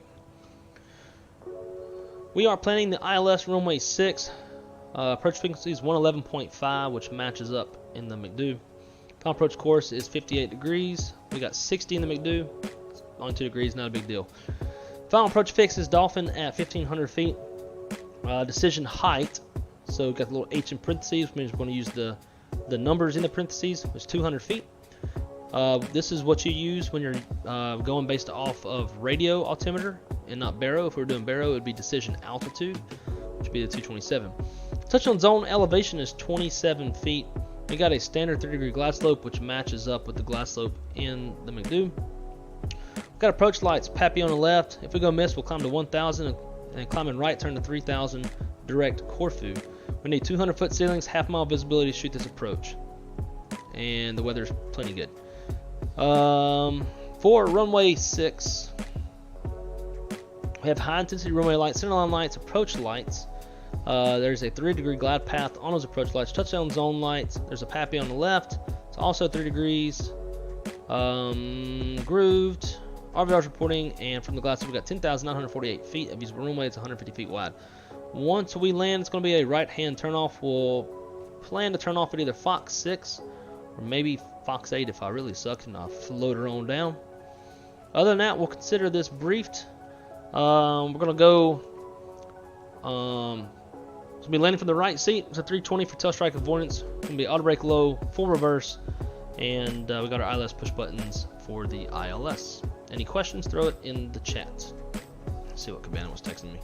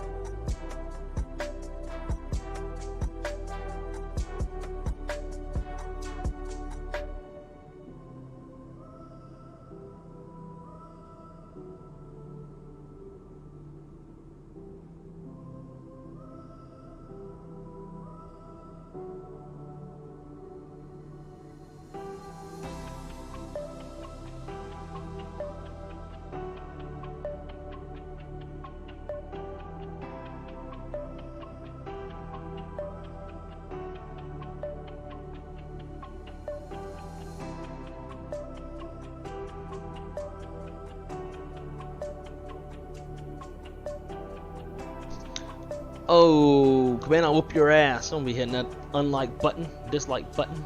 It made me cry. I'm trying to get more shots. I'm trying to get drunk, and you'll be preventing that. So going back up to the chat, a little bit of stuff I missed. GSX good these days? Fuck no, it's a piece of shit, man. Every time I land at a different airport, like it's fine on the departure, but coming in somewhere, it don't work. And I just updated it yesterday, and it's fucked. Whatever. What can you do? Pierce, what is up, man? Welcome. You know, we're just sitting here flying the virtual skies, virtual American Airlines, where there are no NOTAMs, and there's no NOTAM outage, and no delays. That's why the sim life is the best life. Dinner time, I'm gonna pause, we'll catch you later. Alright, Jim, sounds good. Have a good dinner. Save me some, I'm hungry. Oh, nice.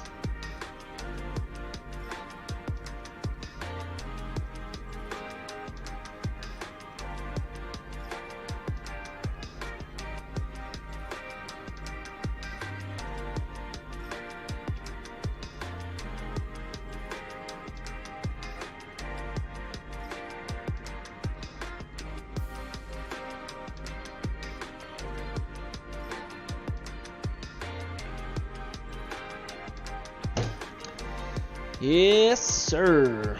Let's try, for those of y'all who are in the,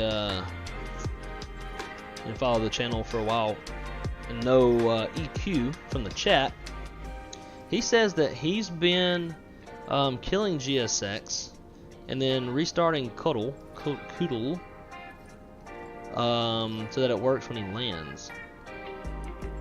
Where's Coodle? We'll leave that on till we find. I don't think it's even runs in here. I don't know how he kills it. Maybe we'll just kill Coodle and restart Coodle. See how that works for us. And that's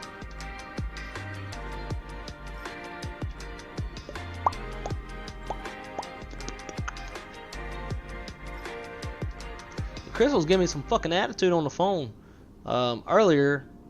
It was like at 1:30. She asked me something about if I was still asleep. I was like, no, I've been up since 10. And so I sent her a link to the stream so she like would see that I'm up. And so when she just called, she was like, oh, you're still doing that? I'm like, yeah, it's fucking America. Do what I want. And she said, she's like, what? Well, that's all you do. I'm like, what are you talking about? That's all I do. It's like, whenever you're streaming, you don't do anything. Like, all you do is you just sit there at your computer. I'm like, yeah, because I have to sit in front of a fucking camera. That's the point of streaming. I'm like, what else would you like me to do? It's like, I don't know, the dishes. Like, motherfucker, it's every. Okay, I'm not gonna say that because I just put a bowl in there. But almost every dish in that sink is yours. Like, if I just do your dishes all the fucking time, that sets the precedence that I'm just going to take care of your dishes all the fucking time, and you can put your dishes in all you want, knowing I'm going to take care of them. I don't play that fucking game. I don't mind helping with some chores and stuff like that. You probably have to ask me because I'm a guy and I don't think about it. But I'm not just going to fucking do your chores all the time. Not a chance. Not chores, but dishes. I'll do it some, and especially if you ask me nicely, and especially give a little booty. But to just do it when it's all your shit, yoo-hoo-hoo.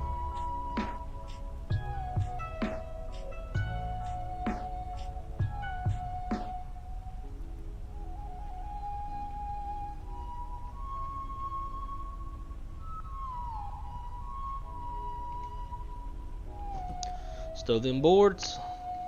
Get that second camera on before I forget about it.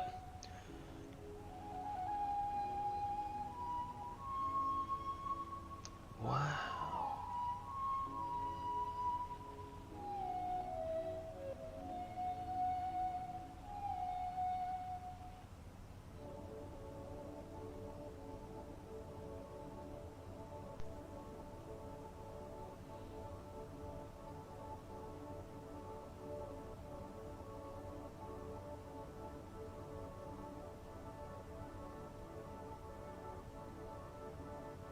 Mm. Mm-mm.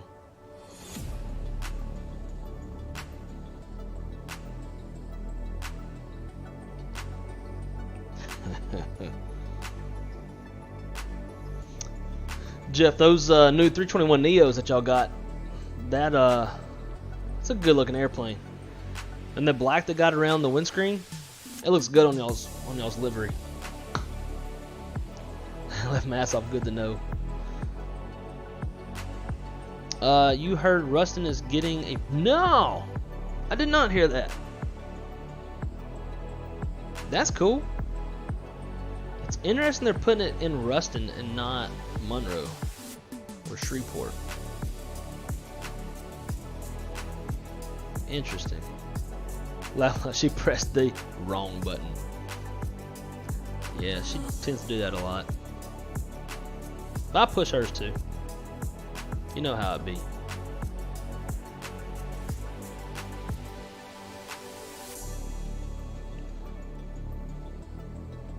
Alrighty. Crossing through 10. Wait till 9,000, turn those lights on. Speed limit exceeded. Piss off. Don't care what you have to say.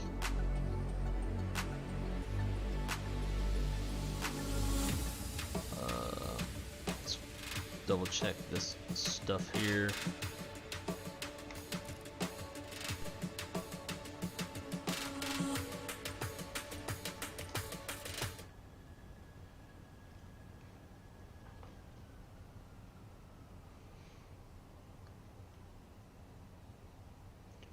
Fort Myers traffic, American 1930s crossing midfield on the downwind. We'll call base. Fort Myers. I don't think there's anybody else coming in here. They should put it down here near Lafayette.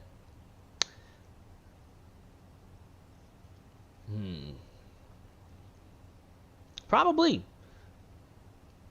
Does I-10 run through Lafayette? Hell, I can look right now. I think. No, I don't have labels. Lake Charles.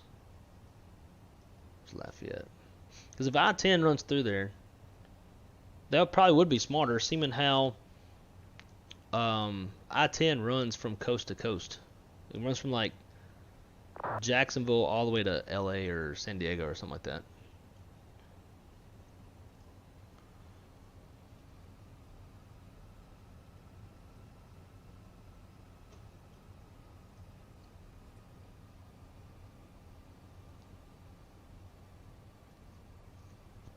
Yeah, straight through Lafayette and Lake Charles. Lake Charles. Down there in the Cajun country, you know. Yeah, Lake Charles, Lafayette. How do they say Lafayette? I don't know. Lafayette? Lafayette? I don't know. Some Cajun shit. Go to the alligator in the back of the head, you know. Oh, yeah. So... If you live in Lafayette, are you a Tigers fan or are you a ULL fan? Or both? Traffic. American 565 is on the downwind for runway 06. We will call base and final for Myers. Whoa, sir, that's really aggressive. I'm offended. Please stop being so aggressive. Thanks.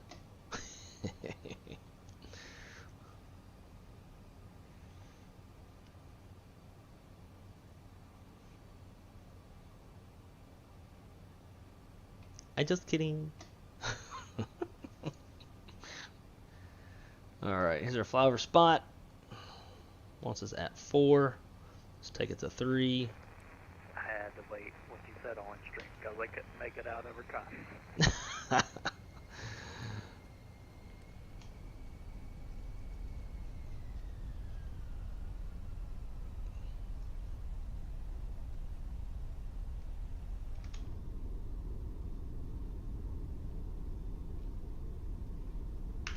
Looks mighty pretty down there. I love the Gulf Coast. Love the Gulf Coast. Lean more towards ULL, which is interesting because I'm from Monroe, and so we got ULM, who's obviously big rivals with ULL. And like I support ULM being like the local college, but being that I'm born in LS or in Louisiana, I am hardcore LSU fan.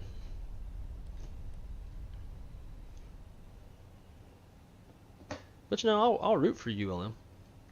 I'll root for Tech. But if either one of them are playing LSU, I'm rooting for LSU. Whoopsies, that's not what I want. Erase, direct, Dolphin. Where is it? That's what I want. Insert.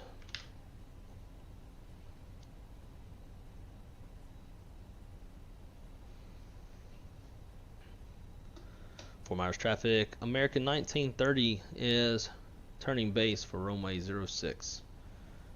Fort Myers. I think all the Neos have the black around the windshield because the 330s have it also.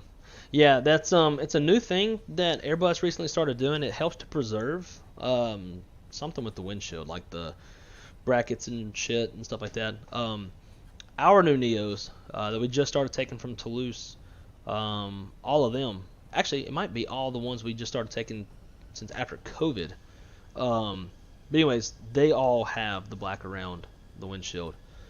I'll send you some pics. I kind of like it. It's gives a little more contrast.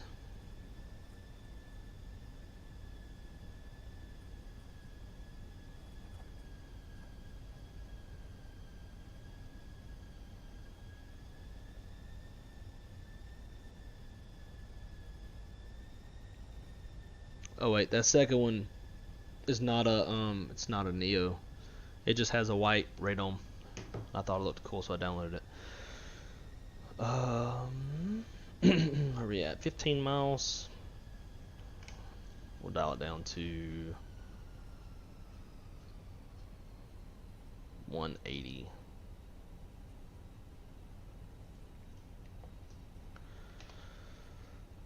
Fort Myers traffic. American 1930, 14-mile final, runway 06, Fort Myers.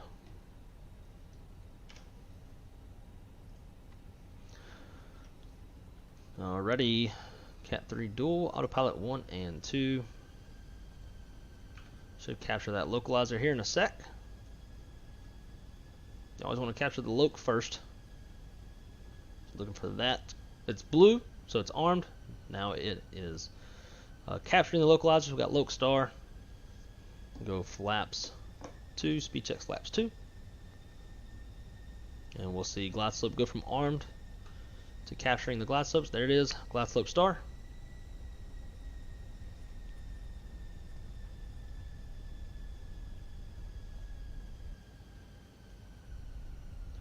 And glide slope.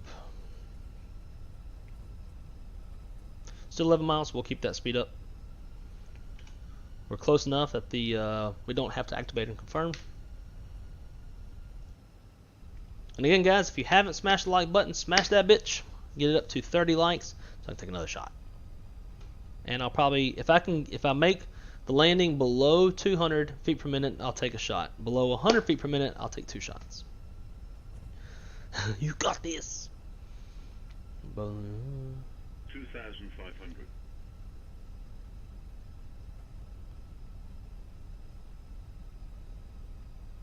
Okay, that makes a lot of sense, Ninja.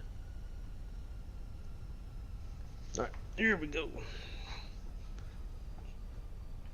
Cameras are on. See if I can get this recorder up real quick.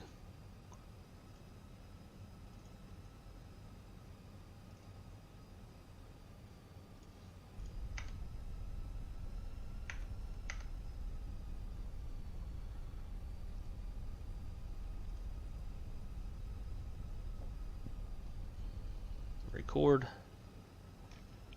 Okay, where am I going? RSW. Save. Recording. Cool.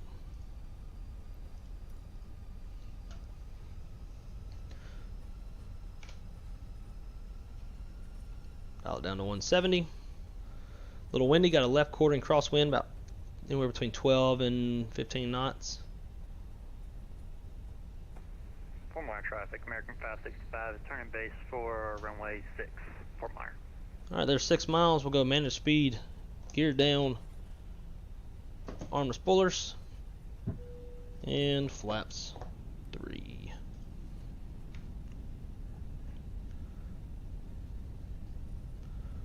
Flaps full. Landing checklist. 1,000. We are stable. Landing checklist. Cabin crews advised. Auto thrust speed. Auto brake low. Economic landing all green. Landing checklist is complete. Wow, what the hell's happening to my airplane?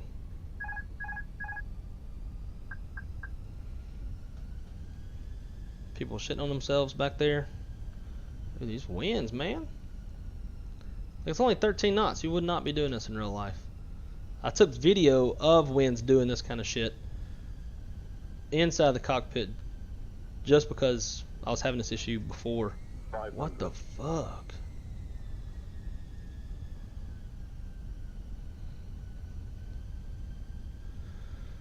Hey Zach, super wicked winds coming in here. Airplane keeps wanting to roll hard to the right.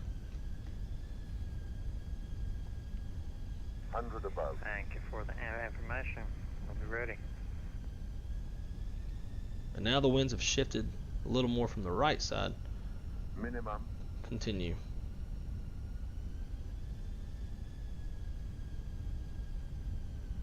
$100. 50, 40, 30, 20, retard. 5. Come on, baby. And 2 Five. shots, 2 shots, 2 shots. Fuck. It's only 1 shot. Spoilers, reverse green decel.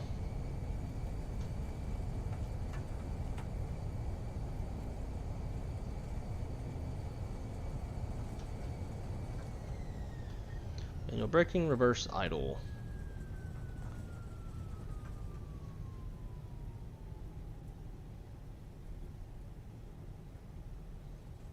Watch those spoilers in the shadow. I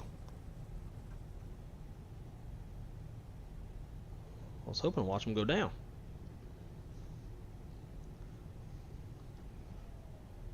Four miles traffic. American 1930s vacated runway 06.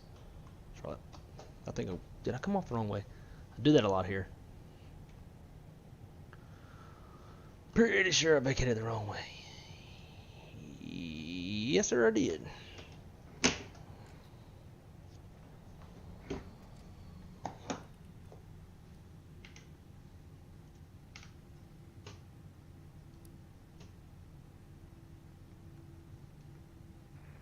Traffic. American 565 on 10 mile final for runway 6 for mile.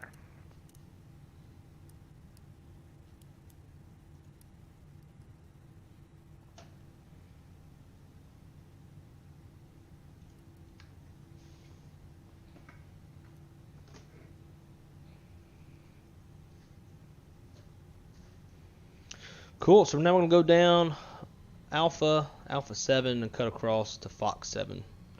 We'll hold short for him. And American on final, we vacated on the wrong side of the runway, so we'll hold short until we cross, waiting for you.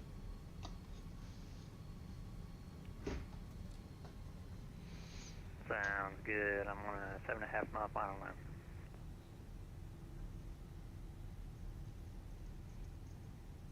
Misapproach, probably wind gust 12 knots and sustained winds.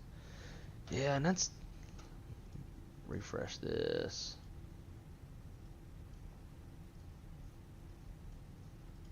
And so winds are 060 at 5. There is no gusts. Obviously winds are different at higher altitudes. But even still, like I took video in the cockpit to show, like, even when the winds are a little gusty, like, it doesn't act the way that it does in the sim. With the winds like constantly shifting around and all that stuff, it doesn't do that in real life. Park and brake set. We'll stop the recording.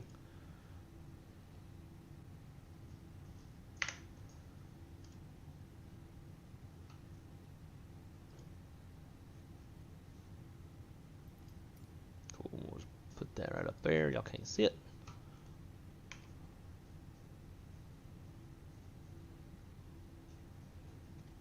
He's somewhere out there.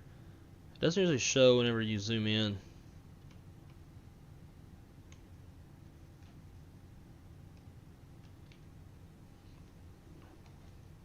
Of course, I disconnected my controller.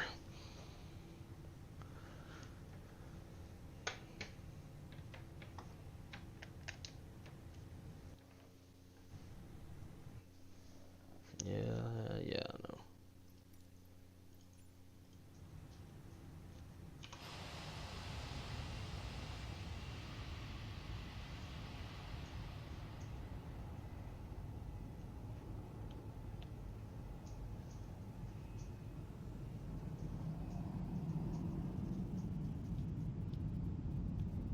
For my traffic, American 565 is on a short final for runway 6. There he is.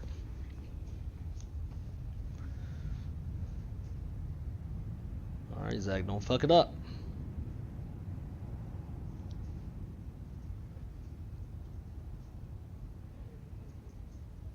Yeah, you and me both. That if there's anything that makes me miss X-Plane, it's the replay system. And that's about it.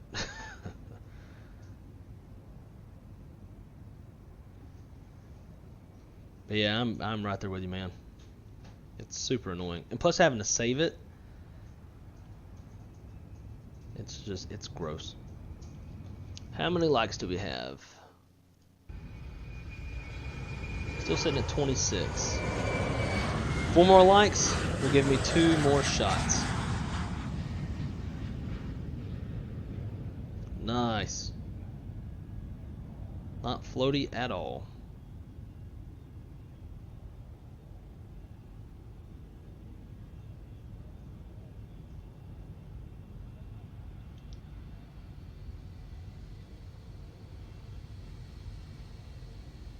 Watch, you'll actually turn off in the right direction. I get turned around backwards all the time at Fort Myers. I don't know why.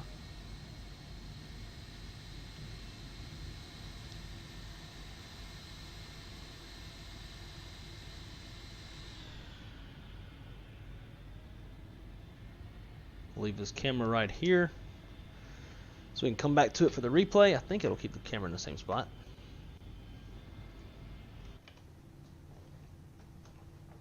Brakes released. Fort Myers traffic, American 1930s crossing runway 06 at Alpha 7 over to Fox 7, Fort Myers.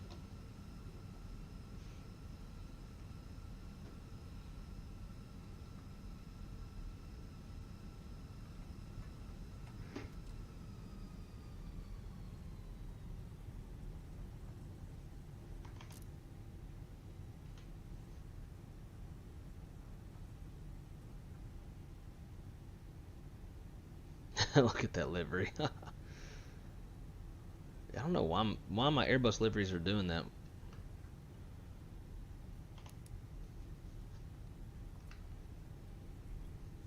Welcome to Fort Myers, Florida.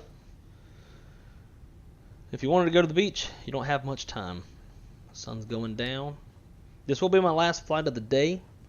It was either going to do Charlotte to Fort Myers or it was going to be Charlotte, Raleigh, Charlotte. But got a few other things I need to get done. My work week starts tomorrow, so I need to go wash some clothes, do some adulting. So this will be the last flight. Blue Mac, hey, my friend. Just in time for nothing really. Maybe a replay. We just landed our second flight of the day into Fort Myers. But yeah, work week starts tomorrow. So I get some stuff done. Do some honeydews so Crystal won't be nagging at me. But before any of that happens, I've got one shot to take for landing below 200 feet per minute. I was really trying to feather that side stick so I could take another shot to give me a total of 2, but I was unsuccessful. But we are 2 likes away. If we can get 2 more likes, that will give me that second shot. And by shot, I mean like a shot of liquor.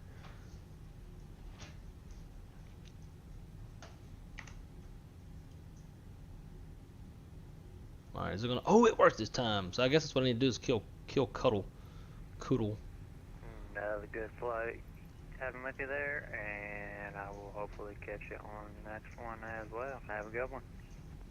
Hey man, you too. 2 days in a row. I think that's a record for us. But I enjoyed it, man. And we'll talk to you soon. Have a good one. Let's see what gate is he parked at, and we'll single engine the rest of this so we can get some points from Virtual American.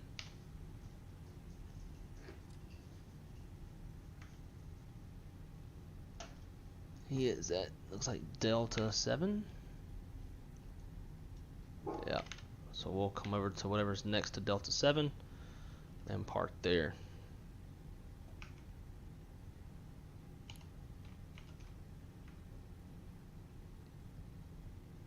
This will be Delta 5.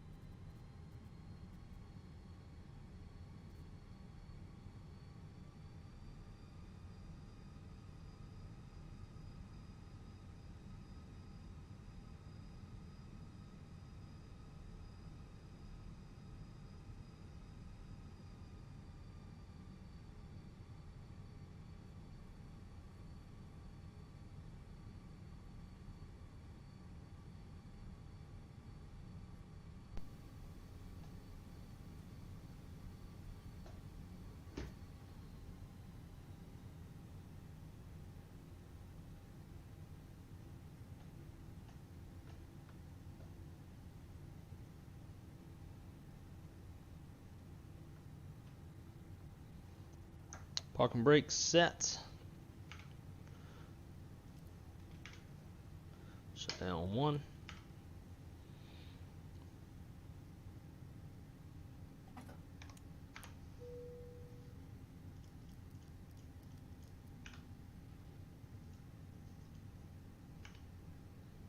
No dancing. But see, Shaq, that's the only, I guess that's the big difference between you and I with the whole, like, the gate stuff, is I refuse. Oh shit, we're at 32 likes. Hell yeah, that's gonna be 2 shots. But yeah, I refuse to do like the little number thingies above their heads. I try to, like, it's a challenge to do it without, I guess. I don't think, why is this not clearing?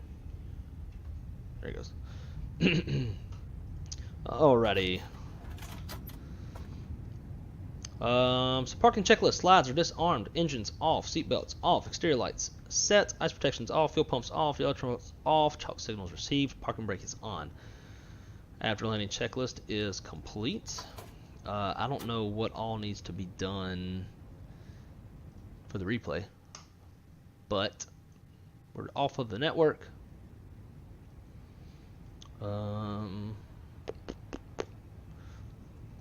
Let's go flaps full, arm them, we'll do all that. Oh, shit, you know what? Before, oh, damn it, that's probably going, I might mess up my pirate for a pilot's life.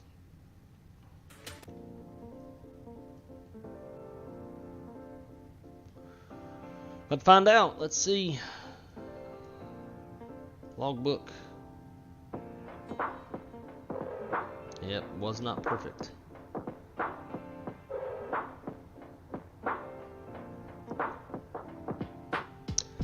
Yeah, so on the initial approach, I turned my landing lights on just below 10,000 feet, but yet it still gave me a fail. And that's probably because there's a discrepancy in the way that this reads 10,000, or this way it reads altitude versus what we're showing on the PFD. That's why I always wait until 9,000 feet, but I didn't get quite low enough. Max indicated airspeed, that was probably whatever winds and shit. Maybe it was making the airspeed fluctuate. I don't know, but we definitely didn't like exceed 200 knots on the initial approach. It's weird. Every now and then you'll get little discrepancies, little weird bullshit things like this. Oh yeah, we killed PAX and we killed Virtual American because reset and everything. All right, cool. So let's get in the replay.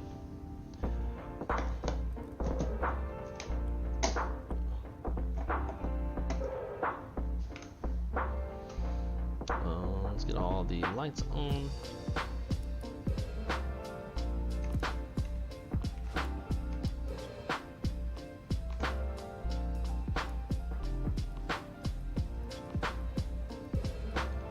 All that stuff.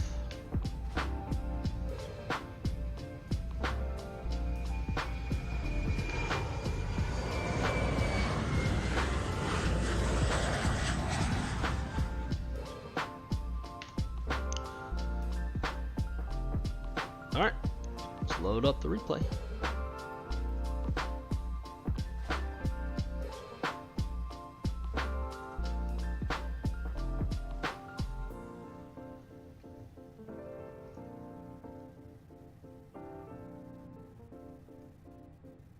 And that's supposed to just work through here.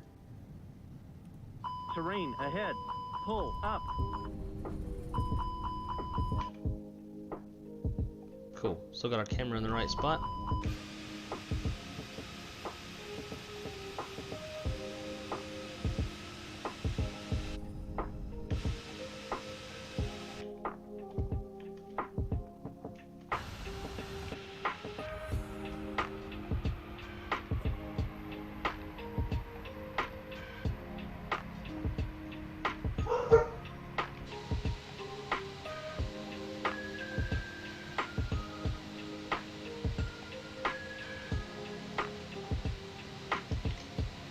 It's a nice shot. I'll get rid of my face so y'all can see everything.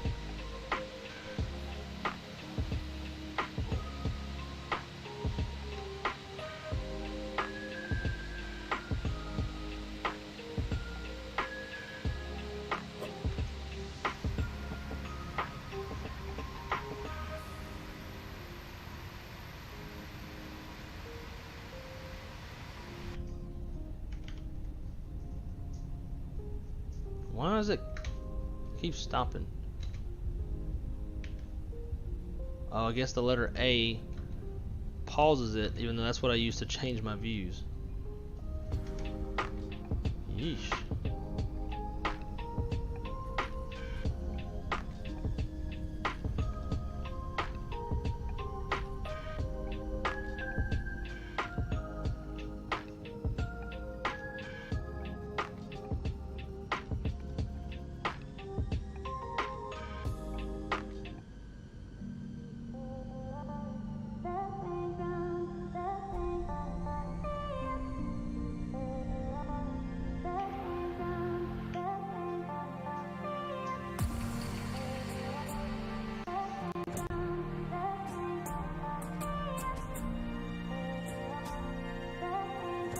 It's like Top Gun Maverick.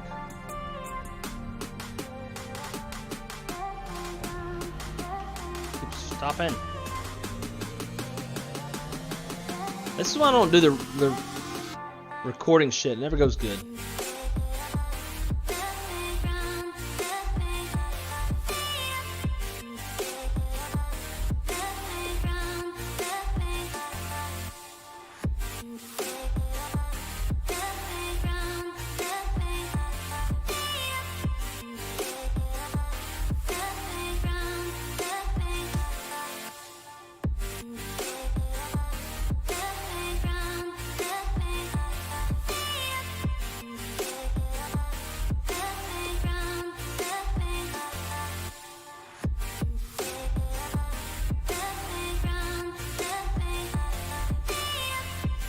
What the fuck? Oh my god. Well, I don't even know.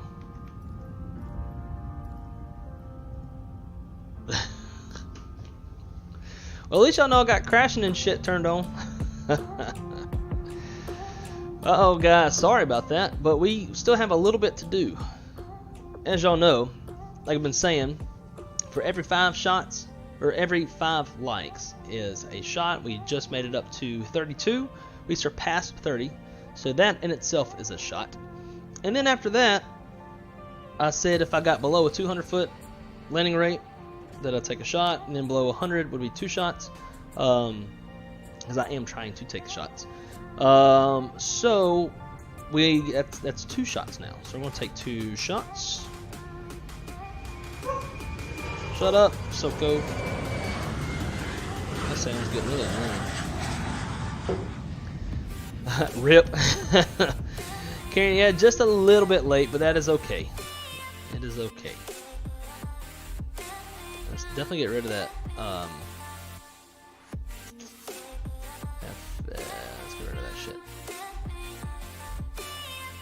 But anyways, so yeah, here is number 1 to y'all. Thank y'all so much for joining me today. Greatly, greatly appreciate it. Oh yeah. Good stuff. We at least saw it touch down. And I didn't even hit. I don't even know why that read as a crash. That was kind of weird. That's 1. And so this is the 7th shot of the day. We're doing good, guys. We're doing good. It's kind of sad, though, because I honestly don't feel anything. For a minute earlier when I was flying, I thought I did. Like, I slurred a word, and I was like, uh-oh. Is it that time?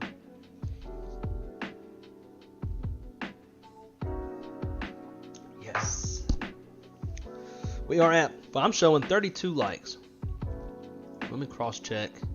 I can't skip out on any. I don't want to be wrong.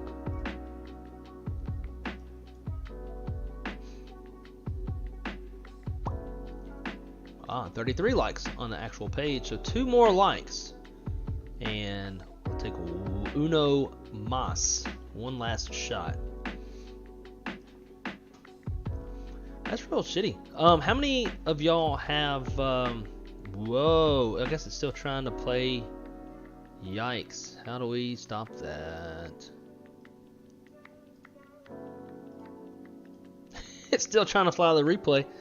In space, we have, American has reached a partnership with SpaceX and has launched from Space Force Base Fort Myers into the ethers.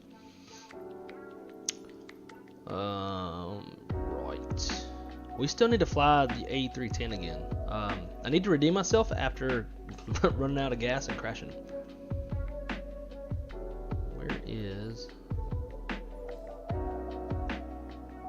And we need to fly the Headwind A330. We haven't done that yet. We haven't flown the fly-by-wire in a long-ass time. And I want to get to the 7.6 and the 777 using that mod, just to give it a shot. We haven't done that ever. But how many of y'all bought and have taken a look at the E175?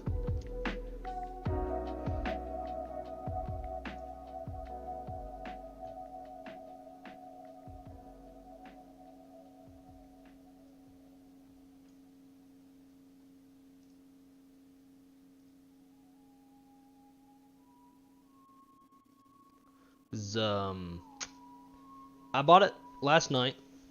I actually snuck out of bed to go buy it because I was curious about it, and I did a little flight today, and it is not ready for streaming. It struggles. Basically, for the most part, need to be using the bulk of. Actually, you can't even really. I mean, it has a decent LNAV. Like, it will laterally find its way. The FMS, you can enter some shit. Like, it can function enough. But I couldn't even change the ND range any more than 12.5 miles. Maybe there's a way, maybe somebody else knows. I couldn't find it. So I was doing a short ass flight from Monroe, Louisiana to Shreveport, Louisiana. It's 90 miles. And I was mostly flying blind because I couldn't see beyond 12 miles. I didn't know if the thing was actually tracking, if it was tracking to a fix, if it was tracking just direct to the airport, what it was doing. I was able to follow I-20 and make it to Shreveport and land that way, but that's pretty fucking sad. Pretty sad. But anyways, guys, what it looks like we have topped out at 33 likes. So no more, one more shot. But regardless, I greatly appreciate y'all. Today was a lot of fun. I was hoping to get in at least 1 or 2 more flights. I thought I was going to be able to fly more today than I was able to. Mainly because I wanted to test around with this and see if it was even something that we could add to our lineup streaming, because I realized I get pretty stuck flying the 320 in the 7.3, sometimes the MD. I need to expand my horizons, but I am a perfectionist, and if I don't know how to fly it, I'm not good at it, then I get mad and I get embarrassed, and so then I'll get mad on stream. Don't like doing that. But anyways, everybody, thank y'all so much. Today was fucking awesome. It was a lot of fun. Zach, thanks for coming and flying with me again. Awesome of you. Always enjoy your company in the virtual skies. Until the next time, which will probably be 3:30 next. Perfect. When am I off again? But probably next Monday will be the next stream, if I had to guess. If not, it's going to be one of those late night after shifts, 1 o'clock in the morning, wrong side after dark type things. But either way, guys, until the next one, you have turn off crashes for replays. Yeah. So I feel like I'm cheating. If I turn it off altogether, then it doesn't detect if I crash when I'm flying. And I just feel like it's cheating. Like, you know, we're trying to be realistic. So if I fuck up and crash, I should crash. I just turn off though, like the whole deal, like if cars drive through you and that causes a crash. I turn that off because you can't control some of these stupid belt loaders and stuff. But don't worry, we'll tell you if you crashed. That is also very true. But anyways, until the next one, guys, be good at it and keep it on the wrong side. Everybody have a great rest of your week, and I guess a great weekend, because I'll be working through the weekend. And we'll see y'all later. Y'all have a good one. Peace.